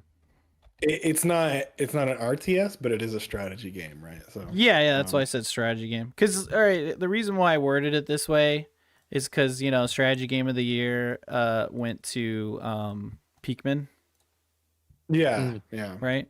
And so I was like, all right, And give me like a PC strategy game. right. And this game And isn't I was like, gonna say if Pikmin was on there for strategy, I would have picked Pikmin. So you know. no, and for sure. And I'm thinking of like 2024 games, although this game isn't 2024 at all. But I played it a lot this year anyway, because it's great. And I know there's other strategy games. There's also the Dune Spice Wars game. Didn't they have DLC though, Crusader Kings? They have, yeah. So there's definitely been some movement with that game. This is a game that for sure came out this year. Sorry. The only strategy game I played this year was The Wandering Village, and I played it on Xbox side. I don't know about keyboard and mouse, but it's probably better with keyboard and mouse. Yeah, so I'll at least call out Dune: The Spice Wars, which I played a little of, and I thought it was kind of interesting. I want to play some more of it. But hey, this is a strategy. This is like an actual strategy game. Cool. So you guys know. On I think PC. Against the Storm will take this one for me because it's just such a cool idea, man. Against the Storm is probably one of the best games of 2023, and it really shows. From what I played of it, I was like, oh man, I can see myself getting totally addicted to it. Taking the concept of roguelikes, and like mashing it up with the city builder is really, really interesting. It's not an RTS. I know nothing, Jon Snow. That's another soundboard we need. Is that one? Egret. There you go. That's a Jeff Goldblum laugh. So yeah, Against the Storm, great game. If you have Game Pass, give it a shot, especially on PC. I don't even know if it's on console, but it's definitely legit. Like I said, it's not an RTS. There's not like combat. So you're just focused on like the actual strategy of like building the right stuff at the right time, having the right buildings to support what you got going on. And what the hell just happened to your Discord? How you doing? I just did an emote and it did some real cool shit. I don't know. It was sweet. So yeah, winner of best strategy game, best played with keyboard and mouse is going to be Against the Storm. Way to go. There you go. Play the game. Please play it if you have a PC. At least play through the tutorials. There's like 3 or 4 of them before you really get into the game. Totally worth it. I mean, you'll know you're gonna like the game pretty much immediately, and when you play that tutorial, right? Like, like I'm in, and when I get more time, I will be beating that game. So I love strategy games and I love RTSs and stuff. So I if I get a chance, I've been meaning to get into Age of Empires 4 on check it out on console really bad. I just haven't gotten around to it. Ooh, I'll battle you, bro. Nice. don't have that. He just sees it. I'll battle He's a you. beast. You guys know I'm the strategy guy here. Dude, we'll trebuchet up. We'll just line up a bunch of trebuchets and just volley all day long. he definitely had it locked in for sure. Yeah, That's good. I wasn't even doing that good. You know what I mean? That's what I'm saying. Well, either I'm really bad or you're very good. So No, it's. I would like to think that you're very good. I'm not saying that you're bad. I'm just saying that the really good players are who I hold myself the standard to. So I see. yeah. Anyway, the next we got a few more awards to go. Game that we really wanted to play, but we couldn't because of the fact that there are too many games to buy, but that we will eventually buy in the future when there's a sale. I wonder who put this word on there. love our categories. Yeah. Wait, you want to type that out on the screen? Yeah, Here, I'll We'll do wait. it. Watch We'll this. definitely Watch this. Just- You ready for Just this? over all of us. I just copy pasted it. Partying. It's just scrolling. It's just scrolling Oh, across. snap. Okay, there you Can't go. you get it to like do the little thing? No, yeah, I where it can moves? animate it, yeah, for sure. Oh, shit, dude. If I wanted to. We don't want to though. Yeah, that's pretty hilarious. Oh shit, I've there you go. I ruined my text box. All right. Here's the nominees. That's really good. Bomber Cyberpunk, baby. Yeah. I know. One day. What do you guys think? Want to play it? I definitely want to play it. It looks like Fooly Cooley mixed with Jet Set Radio. I'm all about it. I might upset people, but I didn't really like Jet Set Radio. Oh. So I don't know if I'd like this one. Let me play this clip. Hated it. Okay.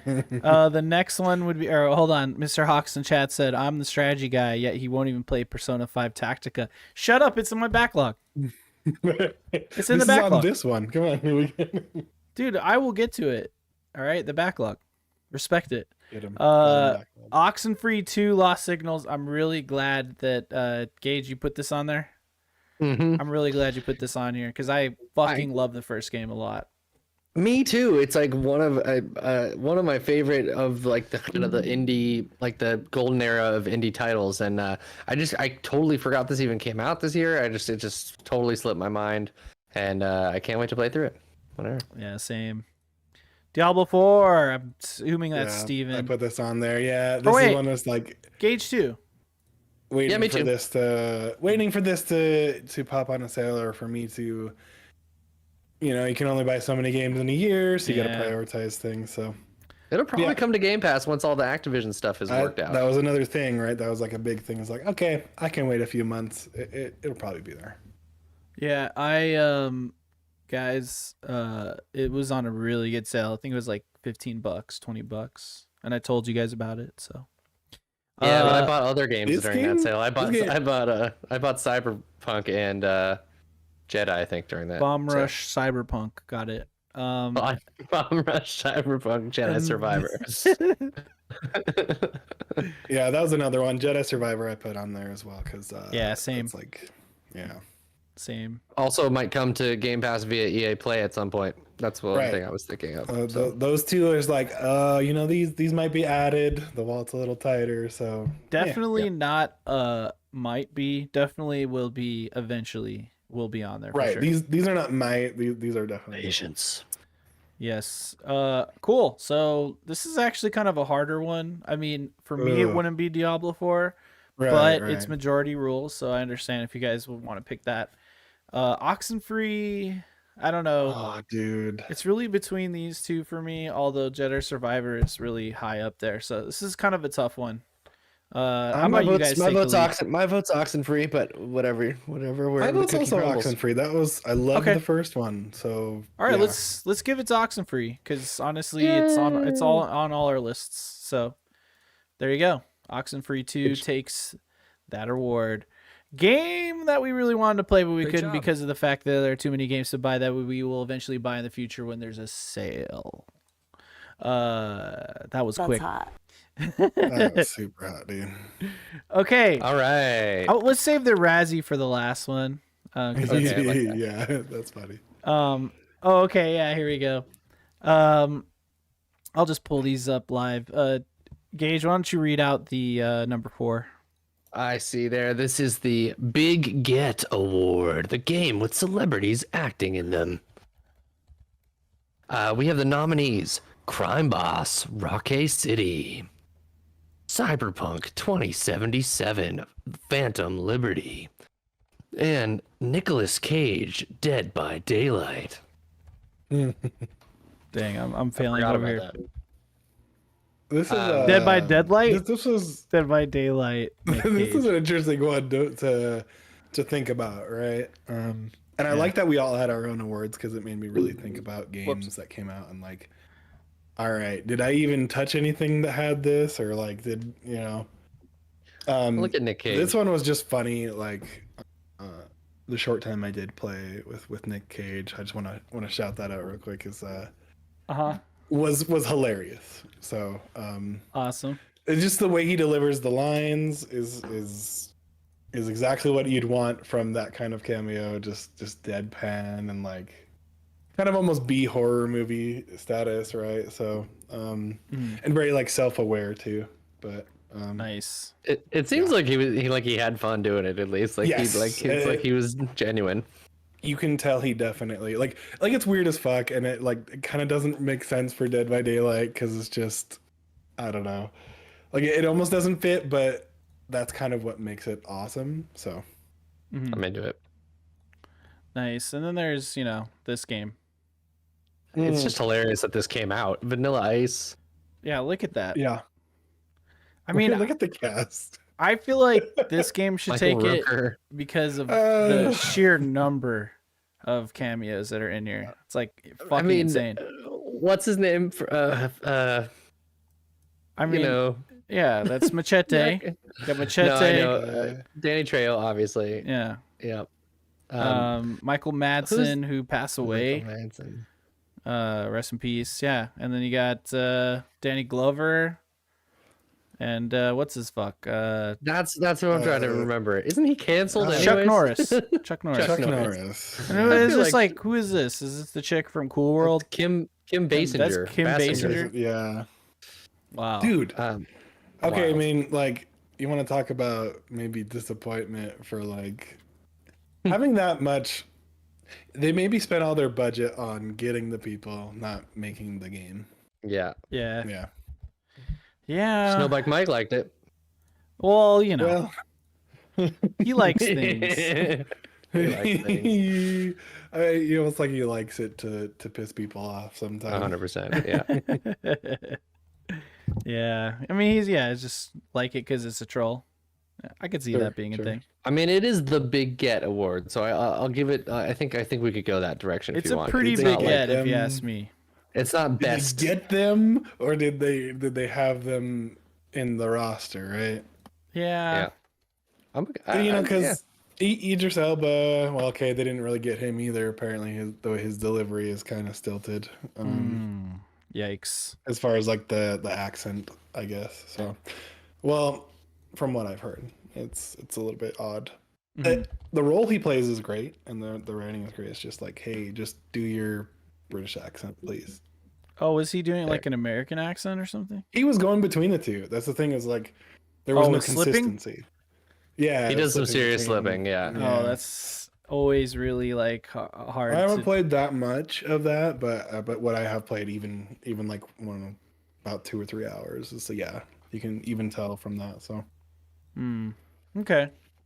Well, what do you guys think? But Because I vote I Crime mean, Boss. yeah, it's let's give it to the boss. Let's give it to the All boss. right. Boss. There you go. Crime Boss Rock A City wins our Big Get Award. Wow. Lots of Crime Who would have celebrities. sunk it? Lots That's of the celebs. sauce. Okay, let's get into the Kid Awards. That's the best game for kids to play by themselves, specifically. Hell yeah. You know, because you could play a game with your child, but like just handing them a controller and saying, "Here, if you fucking do it," and then seeing what happens. You know what I mean? That's what's Go important. for it, man. That's what I did with the one that I chose. But Gage, you have to tell me what the name. Gage, you got to tell me the name of that controller. Do you have it? I was looking for it. Who knows? Do you know what it's where it is. called? I don't know what We it's can't called. give an award to something we don't fucking know. Oh yeah, that's what I want. Can you bring? All Oh right. no, that's a real Game Boy. Never mind. No, it's fine. Don't worry. No. Don't worry, buddy. I want hers. I don't know where it is. Oh, it's right there. I'll show it to you. Hold on, 1 second. All right, yeah, bust it out, dude. For those listening, there's a mock Game Boy thingy. All right. Ooh. I think that. Let's see if I can find a. Let's see if I can find a It's like a name Beano on here. From It's a Adventure Mattel. Here, Gage, It's I'm made by gonna make you bigger. Mattel. It's made by Mattel. I'm full camming you right now. Here, look. It plays like Mega rip-off Cat. songs. Okay. Can you hear it? I can't hear that. You got to Nope. put it up against the remote or the mic.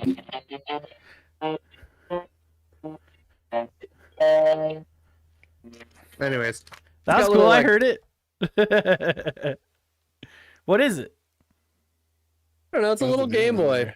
and it makes noises, and there's little things, and you can play Tetris on the side if you want, Oh, that's cool. and then you can push the game cartridge in, and that's what makes it play sounds.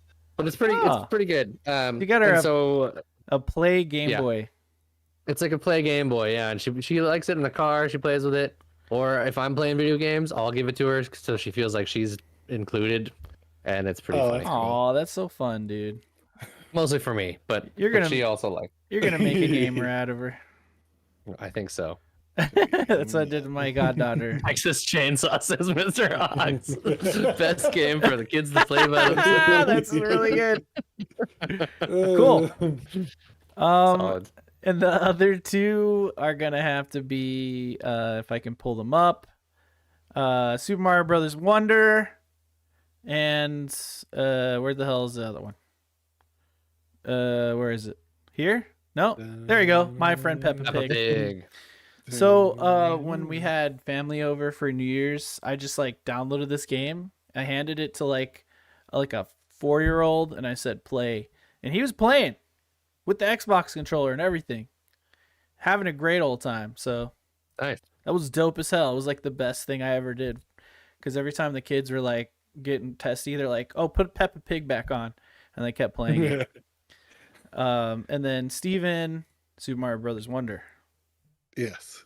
So there You you don't go. want to play this with your kids. You want your kids to Just- play this by themselves. Give it to them. Yeah. It's too much fucking chaos, dude. Come on. Like even when your kids, I wrote it in the run of the show. I said, even when it's too much for your kids, and you mentioned, yeah, Dad, that was pretty chaotic, dude. And I'm like, yeah, that was too much. That's hilarious. Cool. Well, which one do we think would win this award? I mean, my vote's got to go to Texas Chainsaw. Yeah, I think Texas Chainsaw wins it for sure. All right, it's gonna have to be Texas Chainsaw, guys. It's an audible. We're calling an audible. Audible Texas Audible. Chainsaw wins the best game for kids. But the honorable mention, what's that gonna Right. Peppa Pig. Peppa Pig. be? Peppa. All right, yeah, Yeah. it'll have to be the Peppa Pig game. I saw it I feel happen. like that's an built in. actual one that wasn't like a kind of joke. That was like actual implementation of the Yeah. Maybe the Bluey game. I don't know enough about it, but it doesn't look that Oh good. yeah, but- maybe. Huh? I heard that game is horrible. Got one of the lowest Stinker. scores of the year. Yeah, yeah. Big But suck. a lot of people are playing this Peppa Pig game, so there you go. I stand by my statement, and they should have done Kablooey, an FBS game. Kablooey. Love it. Yeah. Nice. Okay, and then our final award of the year is going to be our Razzie Award, which we can call something else. What do you guys want to call it? How about the Turd Burglar? Okay, Award. sure. Turd Burglar Award. The turd burgle award. A Turd Burglar. Robbing Yeah. all them turds from all over. The turd robbler. Cool. Yeah, we'll do that. The turd burglar award. I'm just pulling up the last one here. What do you guys? Oh yeah, sorry. You want me to? I'll read the stuff out. Yeah, if you want We to read have- it out for me. The Walking Dead Destinies. The Day Before. Wait. Don't read them that fast. There you go. Sorry, The Day Before. Hold on. There you go. Okay, all right, next one. Oh wow. Skull Island Rise of Kong. Thank you, Steven. Lord of the Rings Gollum. Grorum. Look at that guy. Yikes. And then Redfall. Oh yeah, I did pull that up too. Some are small, some are big, you know? Oh yeah, Roblox. Thanks for So long. Thanks for bringing up Roblox, Mr. Hawks. I know people do play that, or kids like to play that shit too. They do, yeah. Yeah. Well, that's the Good real call. answer for my kids, but It I don't is, wanna yeah. mention that game. So You don't wanna Yeah, give fuck it- that you wanna game, give it Peppa. a robot. Peppa, you get it. You get it. Cool. So starting with, what was the first one? Oh, Walking Dead Destinies. Have you guys seen any footage of this game? yes, It's wild. Whew, yeah, it's my blood is boiling. the The cutscenes that aren't cutscenes, so ridiculous. oh More yeah, ammo's always welcome. with the JPEGs. Which also there's a JPEG moment in Skull Island: Rise of Kong when he's like fighting a dinosaur and he remembers that dinosaur killed his mom or something. It flashes a JPEG of one of the fucking dinosaurs eating another gorilla, and then it just shows like Kong getting mad, and it's hilarious. What a steaming pile of shit this game is too. Redfall, I'd say it's kind of clawed its way back to being sort of decent. I played Clawed? a little bit of it, Sorry. but damn, when it came out, it was pretty shitty. I was the It's guy who just- was stoked for it too, which is sad. I was pretty excited for it too. It's just the biggest. For me, it's the most disappointing. You know what I mean? Agreed. Yeah. And Yeah. it should be mentioned. It should be mentioned. It Even if it's should. been improved, it's like, I mean, you thought Cyberpunk was a Come bad on. launch. This was a horrible launch. Dude. This And with this, I just want them to cut it. I'm like, no, don't even devote any more Right. resources to it. Just like leave. just Yeah. move on. Yeah. Okay. Then there's Gollum, which is like, yikes. Everyone who's played it said it's like torture. It's like literally like being tortured. Yeah. Submit yourself to the torture. I didn't understand from the beginning. I'm like, how is this? Where is the oversight on the Lord of the Rings Right. license? You know, like Who greenlit this, man? yeah. Like, I mean, there's multiple Embracer. Lord of the Rings games that are kind of. I know it's just all Embracer bullshit, but Embracer Group just bought the rights to all Lord of the Rings video games, and so then this project happened, and then Embracer shattered. yeah, and then the dwarf game Karma. too seemed like it was kind of lacking. Like I don't know, Yeah. it's just a bummer. I want good Lord of the Rings games, you know. I mean, Mines of Moria is still on my wish list because I want to play it, but then every that's time I read fucking reviews, they're like, "Don't play this game. It's not very good." And then finally, which I think, even though this game is like probably like one of the worst games ever made, this game is a complete waste of time. This game is a complete waste of time and like being tortured. And this game is just okay. This game is probably the most disastrous launch of the year Yes. because essentially it was like a scam gone wrong. And the day before. it is like immediately after release, like a month later, maybe not even a month, they were forced to refund every single person who bought the game. And the game is like already done. So yeah, it was just a straight up the company scam. shut down and everything, and they're like, it's just over with. Yeah, I mean, he, like Mr. Hawk says, it's just straight up scam. Like Yeah. asset ripping scam. Like, it seemed like it was gonna end up being, you know, probably a what do you even call it? Not Bitcoin, NFT type of shit. You know what I mean? Yeah. yeah. Like, and it just felt like it was like, you know, it was probably just going to be doing that kind of stuff, and then you know, they're like, actually it's a sick game, and then, you know, just bad. I mean, hey man, if I were going to make my first game and I really was going to try, I would probably use a bunch of borrowed assets too, but this was definitely looked more like they were just doing it to rip people off. So Yeah. I also wouldn't charge people for my first game, so that's fine. The statement, well, they had come out with other games too. Like this was like their word. 6th game, dude. But this is their first Oh damn. like AAA game. So yeah, it's just straight up bullshit, and it no longer exists already. So I feel like it should win the award. Hell yeah, Honestly, I'll give it to it for sure. Reminds me a little bit of Only Up, which also got pulled. So that's a little different because it was like, do you remember Flappy Bird? Yeah. Where the creator of the game was like, yo, this is too much. It's too much stress. There's so much going on. It's too popular. I don't care. It's making a lot of money. I'm just one guy. I'm done. I'm pulling it. I'm done. That's literally the same thing that happened with Only Up. Like, there was nothing wrong with it. I think that there was a licensing issue with some of the assets he used on accident because of the marketplace he got the assets from. But like, beyond that, there was no controversy. The creator was just one guy who just like, oh shit, it blew up too hard, and he just quit. And then he What was couldn't that one with the maintain dungeons? it. Yeah. There was another one with dungeons that got pulled from because there was controversy with that. Like, I don't know. I can't remember. It was like a first person like dungeon crawler. It's like something dark. Oh, yeah, Darkest Dungeon. No, it's not Darkest Dungeon, it's like, it's like dark dark- something down, dark down or some shit like that. Dark, yeah, deep down. Yeah, something like yeah, that. I think it's deep down. I think it's deep down. Yeah. Yeah. Was there a problem with that? That was another one that it had like a controversy going on with it, and it was pulled, and it's still not back up on stores. So Interesting. Well, but that one looked kind of cool, right? yeah, it was like a big. Unlike the Big day deal. before, Dark and Darker. Dark and you. darker. Yeah, Thank Dark you, and Mr. Darker. Hawk. Yeah, just like a first-person melee combat, like really difficult game, but it also looked kind of immersive and sort of cool, but also may have been a like asset rip. So Yeah, for sure.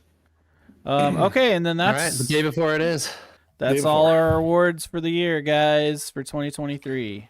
Good job, all the winners for all of our weird arbitrary categories. We'll do this every year. You know, we'll try to come up with fun stuff, and then we'll always do a turd burglar award Thanks, Jerry. to close it out. But to round out the episode, we do have to put out our personal games of the year. This is always Yeah, we're not gonna do a cumulative like No. NPD's game of the year because the fact is we're not the same as some other gaming pundits and stuff where we all play all these games. You know what I Right. mean? Like it would be too hard for us to be able to like, like really do a system. Even like Kind of Funnies where like there's point systems and it just doesn't make really sense for a smaller organization like us. But it's Lord still fun to. knows we try to play games. You know what I mean? We do. But you can only play so many. And we do a pretty good job, all things considered. But True. we also don't get any games for free. Like Right. Game Pass free. But Right. So we do our best, and as the years grow on, we'll see how it goes. But for now, just our personal games of the year. So I'm excited about that. Whew, it's like hard to pick, but we're just gonna read the way the list is composed. So starting with Gage, what's your game of the year? My game of the year is Armored Core 6: Fires of Rubicon. All right, 621. Let the This fires game- burn. There's a lot of great games this year. There's a lot of really Gage games this year. There was a Bethesda RPG. There is a Zelda open world game this year. I'm sure if I played Spider-Man, it would be high on my list, but I didn't. I love, but like I fell in love with FromSoft via Elden Ring, and then I've been going and doing other Souls likes. But this game maintained a lot of the kind of discovery and the storytelling style of some of Elden Ring and things like that. But then it added in just this really awesome dystopian far future mech story, and then the action of it is just impeccable, and it's just frenetic, and you're just in there, and it's so absorbing. And I'm all about customizing shit in games, so mech building and customizing the cosmetics of it and everything was awesome. And then everything from the training modules to the arena where you're battling other mechs, like so cool. I just absolutely adored it. And then the story turned out to be really really awesome, even though it's just told through dialogue and some minor cutscenes, but really epic cutscenes when they show up. And I just think it totally surprised me. I played a lot of Armored Core when I was younger on the PS2 generation, and they were always really hard and obtuse, but I still loved them just because they were cool and it felt cool to control. But this game was just coming back after all these years. Such a surprise that it just hit, and they modernized it so well. So truly, and then New Game Plus surprised me again. It's like just keeps going. I think I'm just going to keep playing this game for years and years to come. So it beat out some other really strong contenders, and I'm surprised it did. But when I really think about what game like shown as my game of 2023, it's got to be this. Nice. Oh yeah. Sweet. Next up we have Steven.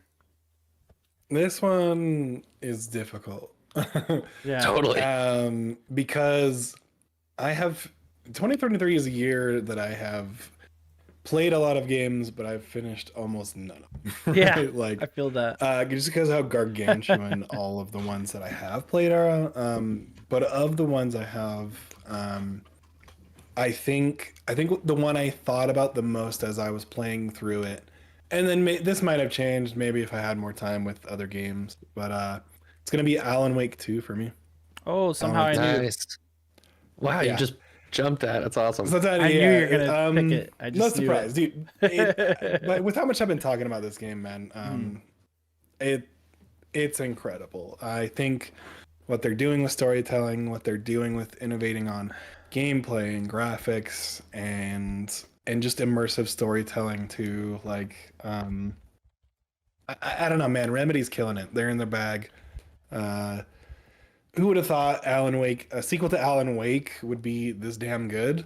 Yeah. Yeah. Alan Wake totally. Alan Wake 1 was good, right? Like it wasn't amazing in any right, but like Cult classic, but yeah, but like, what 13 years later they come out the sequel and it's like fucking incredible. And I'm not a survival horror game person at all. I'm a scaredy cat when it comes to video games, so but pushing through this game to see the next narrative beat pushing through to honestly like to see like the anime AI, because it is smart in situations when you're fighting them.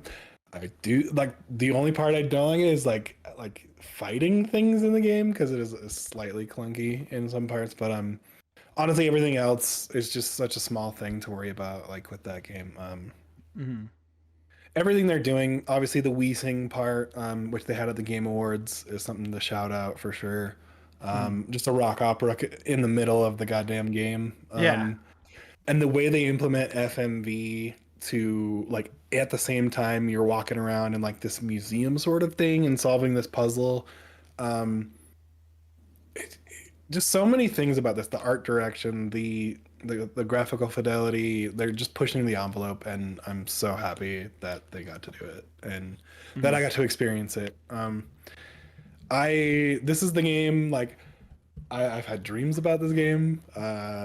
When I'm working, I think about this game. It's kind of a dream. It's a dreamlike game in some yeah, ways. and it's and, you know, it's fourth wall breaking. That's part of it too. Dream Warrior.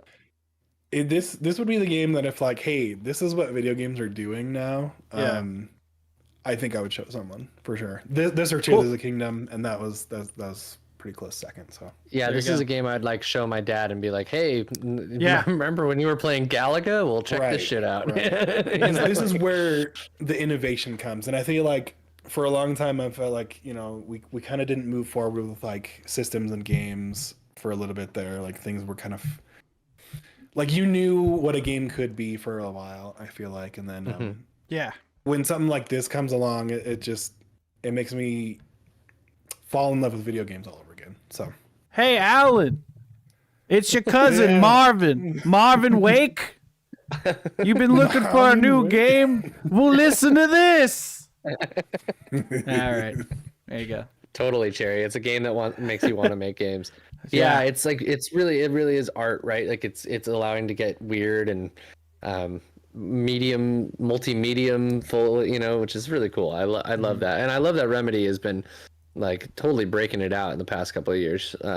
Yeah, it's cool. Busting it out. All right, and great to hear Alan Wake 2 winning Game of the Year, as well as Armored Core 6. Two incredible games in a year, stacked with incredible games. And coming to me, we don't know about Miguel's Game of the Year, so we're gonna have to wait. Probably Mass Effect. Yeah, maybe. Legendary Edition. We'll hear from him next week on the episode of Everything Else 2023. Even though we're not supposed to talk about games, we'll ask Miguel, what's your Game of the Year, buddy? But talking about my Game of the Year, what's my Game of the Year? Well, if you know me, it's impossible for me to say what's the best thing on a list. I don't like to do that, but I'll have to. Now, look, I'm hearing a lot of chatter about Starfield in the chat. Look, Starfield's a great game. Okay, I had fun with it. It's one of the games I beat this year. But was it my favorite game? Probably not for 2023. I have to give a quick runner-up to Diablo 4. I play the absolute fuck out of this game all the time. Way less than the people who are playing it all the time, apparently, because they complain about running out of content or something. But holy shit, do I love Diablo 4. And I really want that to be my Game of the Year. But I'm going to have to give it up to Zelda Tears of the Kingdom. That's my true Game of the Year. No one else mentioned it. I played a lot of it. I took a pause from the game. Don't call me a coward, Mr. Hawks. I took a pause from the game to play through Super Mario RPG, which is really good, as well as Super Mario Bros. Wonder, which is really good, and I 100%ed. Now that should be my fucking Game of the Year, but it's not, because Zelda has really I like to build in games, you know, I get really creative, and any game that can like have a bunch of dragons and swords in it, but I can also build weird ass like machines while I'm baked out of my mind while taking a dump. I mean, how is that not Game of the Year? You know what I mean? Yeah, it's pretty incredible that it runs on that little Android tablet, for sure. And then, I mean, the problem, the Android tablet. The problem is the hardware of the Switch. Obviously, that holds back like my thoughts about Nintendo gaming. And I don't typically buy Nintendo games, but if you can get me to buy a game of yours, Nintendo, I know it's got to be exceptional.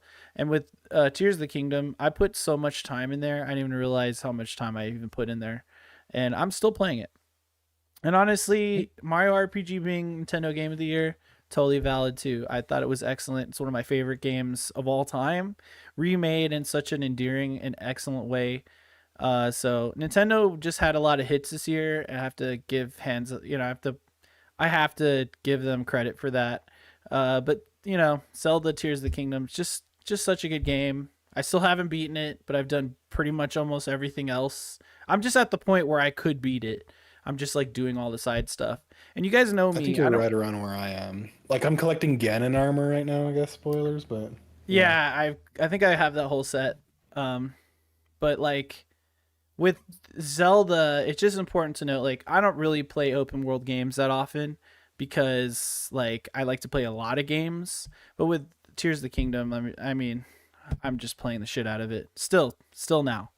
So yeah, got to be my game of the year because someone had to say it, and it's totally worth it. But lots of games, great games in 2023. We didn't even talk about really Starfield tonight at all, which is kind of a shame. It is a great game, and I stick by the it whole being conversation, though, right? It was my number 2 for sure. It kind of came and went for me personally. Like I beelined it. Well, I guess beeline 60 hours, right? Yeah. To the end of the game. But I just don't think about going back to it as much as I have for other Bethesda games, and that's a damn shame. And that might have just been 2023. I don't know, but I think the biggest miss for me is like you're gonna make this space game. There's endless possibilities and the worlds and everything like that. And for there not to be alien life other than non-sentient alien life, like for there not to be wilder styles in armor, in ship design, even like, you know what I mean? Like yeah, it just felt so like the NASA punk aesthetic and the way it felt so grounded. It took away from what I think could have been like, I don't know. Like we wanted a Mass Effect from or Bethesda, or even just some of the tropes. Like for me, it's just an Elder Scrolls in space. Like like even Fallout has, even though it's like post-apocalyptic, it has that signature about it is that 50s utopianism gone wrong, right? And that aesthetic like makes it so unique in its style that there's like so much character there. The Elder Scrolls is so wondrous, and the Nine Divines and all the like the deity quests and all that stuff make it so unique, and like the armors and everything are so like Morrowind is like this alien thing. Like elves are done so differently than the way high fantasy usually approaches them, and I just didn't get any character in Starfield. Like the pirates, even they're like so boring looking. I'm like, I don't know. I mean, the G rating, like the essentially G rating of that game is something people bring up a lot. It seems like everyone's like too polite. There's not enough like gore and whatever. Stuff like that is sort of a problem. Lived in, I guess, is maybe what it feels I was thinking too. Empty. It's just like empty. Yeah. And there's like little pockets of cities that are like handcrafted, and those feel like real and big. But like the scope of the game is overshadowed by those like smaller areas, and with the it just says what I forgot. The procedural generated areas apparently they overlap a little too much. Like there's a lot of copy and paste spots that people complain about. The way I see Starfield is that it's a great game as a foundation for a greater game, and so like we'll get more in that to that game with DLCs and stuff. It'll become more excellent, and I do like what they're doing with New Game Plus and that whole system. It's like really it's one of the coolest New Game Pluses ever, I think. I agree. So like it has strong points to it, but like I'm not running back to play it. Like I always have the option to play it, but then I'm over here booting up Elden Ring again for some reason.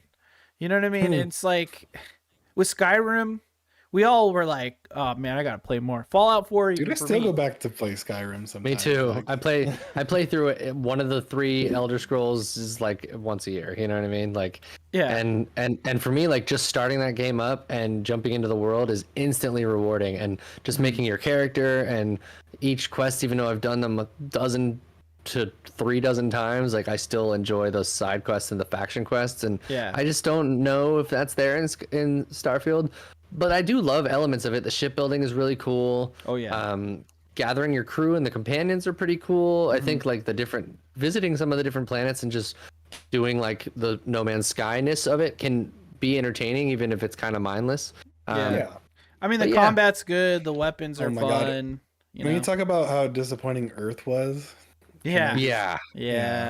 It's like, man, you gotta at least give me more to like the reasoning from it, and like have that be a devastating moment where you're like, for some reason, it's just, it was a bummer. It's like one building and then like a couple pools of things, and you're like, oh, this is what it is. There's more buildings than that. You have to just kind of like find the coordinates throughout. Like, there's like a lot of like landmarks you can find apparently on Earth, but at the same time, like, I mean, I'm just saying the game itself is structured in a way that kind of has problems, and then not to mention like the engine and the way that it's put together, like the design philosophy of the game feels dated. The way that like loads in and out, just going to different buildings and stuff, like, so it just has marks against it. And I think that it'll improve over time, but like I just don't think that it's gonna be on like my top 3, honestly. You know what I mean? That's just kind of where I'm at with it. Like my top 5, maybe, but I have to really think about it because like 16's a lot of fun. You know what I mean? I mean, Wonder clamoring to go back to before going back. Dead Space was one of my favorite games I beat this year. Fucking incredible remake game. I mean, I haven't even touched Spider-Man 2. Baldur's Gate 3, we haven't even talked about. Baldur's Gate 3, I just hadn't played enough, right? Yeah, that's the only reason we're not talking about Baldur's Gate 3 at all is because none of us have played enough of it. But I know if I played a little more of it, it would 100% be like my favorite game of the year. And who knows, in 2024, it'll probably get like my game I played in 2024 from 2023 award. Like, you know what I mean? So that's just where we're at. 23's leftovers. Shout out to Planet of Lana. That was a really good game. Shout out to Hi-Fi Rush. That was a great start to the year. I really liked Hogwarts Legacy this year. Played the shit out of that game. Oh yeah, I enjoyed that a lot. And Jusant was a fun one. Yeah. I played a little of that too. Yeah. Cocoon was really cool. I didn't get far enough into it, but Sea of Stars, which we all need to eventually play. I know that we haven't played it yet, but it's on my dashboard on Xbox. I will start it soon enough. But I did. I beat Chrono Trigger this year, and so I feel like I kind of got the Sea of Stars. War Tales on Game Pass, really cool game. Also, what's the other one I saw? Oh, Theater Rhythm Final Bar Line, Final Fantasy rhythm game. The demo was great. I heard that it's a great game. Just shout outs to Eric who played through it and loved that. So yeah, 2023 just had a lot of good games. It's just really hard to kind of say like this is the best or whatever, but that's what we got. That's where we're at. That's the end of this episode. We just got to throw out some endorsements, guys. Do you want to skip endorsements in lieu of showing the Elden 3 thing? Oh yeah, I haven't even downloaded. Endorse Elden 3. Yeah, let's just talk about it really quick while I get that downloaded. Cool. So we've started this project. It's a big undertaking for 3 people who have full-time jobs. But so far it's been a fun element, and I think it'll keep going. So I think we'll get our rhythm, and then we'll start getting more out more frequently. So. Yeah, exactly. Once we kind of had to figure out the nuts and bolts of how we were going about it in the production line of it. But we're doing an Elden Ring Let's Play series called the Elden 3. It's Huey, Louie, and Dolph. Is that what it is? Yeah, Dolph. Yeah. That's our characters. We're gonna play only together as co-op and make our way through the game. And it's gonna be fun because we get to share double weapons and really perfect our builds that way, and it's gonna be cool. So we have the first episode's about to come out. Are we gonna push it live tonight? Maybe so. Yeah. Hit the button as soon as we play this intro. Yeah, so I made a little intro, so this is just a little preview for you here. It's gonna be fun. Here's a quick side endorsement because I forgot I wanted to show this weird game called Yeah, You Want Those Games, right? So here you go. Now let's see you can clear them, and it's like those fake mobile game ads you see on your phone. Someone made them as mini games in a real game. It's a Japanese game. That's awesome. All right, Nice. That's. Just want to throw that out there because that's the I actual always do title want of to the play game. those games. They look fun, but I know I'm just gonna get got by a stupid mobile game. Well, this game is $10 and it's mixed reviews. All right, here is the intro to The Elden 3. Yeah, you should be able to hear the sound.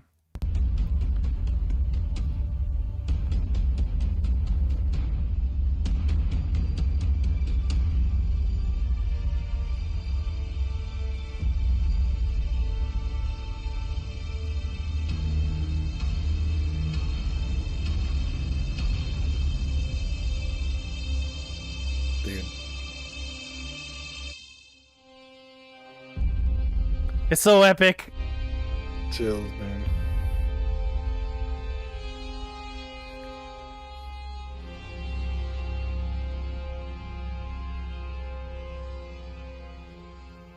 Hooray! Good stuff. Going live as soon as you see this episode, it will be live. Yeah, so the first episode is just kind of us in character creation, and then venturing out into those Gateside ruins and like the very beginnings of the game. So it's cool. And then the part 2s and 3 will be the first couple of bosses that we take down, and not the big bosses, but just the little world bosses and stuff. Yeah, I'm excited to get back to it. Same. That's hot. Cool. Thanks for making that intro graphic there. It's incredible. Yeah, It was fun. It was fun. I fucking badass, dude. finished it up last night. Once I found the music, it was like, all right, we got this. We got it, baby. Woo! So yeah, Elden 3 coming up. Got a few episodes on the way, but right now it's live on our channel. What is our channel? Just go to youtube.com/@ Odd Valley Studios. You'll find all our playlists there. We'll have a Elden 3 playlist pretty close to the top if you just take a look. And you can find us on Twitch, twitch.tv/Neon Pocket Dimension every Wednesday starting at 7 Pacific time. Now that we got everything set up. We do our live episodes and as well as other game streams and stuff like that. And you can check us out on X/Twitter. Just follow at NPD Squad. You can see all that stuff at the bottom of the screen there. And yeah, follow us, check us out. And Gage has a cool light there. He's trying to plug in, I think. PlayStation. Awesome. You guys got anything else you want to add to that? Housekeeping stuff? Yeah, we're just, more subs on Twitch would be cool. More subs on YouTube would be cool. Whatever. Come check us out. And you sub with us on YouTube. That's for free. So you could do that. Just click. Yeah, no memberships, nothing like that.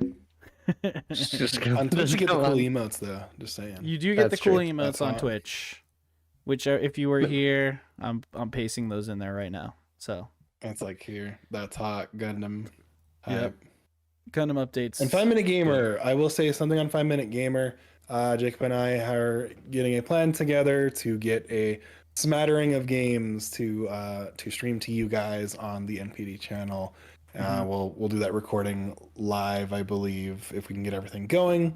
5 Minute Gamer, and then we'll just push those out to YouTube after the fact. So if you want to keep your eyes on the feed for both Twitch and YouTube for 5 Minute Gamers, where we take 5 minutes to play games we've never played, and then the other person does commentary, and it's always a fun time. So give a little 5 minute, or it'll give a little review at the end. It's hilarious most of the time, so it's good. Yep. So we'll be, Game Pass games, free games we got from Epic, stuff like that. We'll be there. And if you are an indie dev out there, let us know. We'll see how your game stacks up for 5 minutes of playing with no tutorials and no cinematics in the beginning, please. And that's it. We did it, boys. 2023 video games. Goodbye. Goodbye, baby. On to the next one. All right, cool. Thanks for watching, and we'll see you next week. Good night. bye-bye.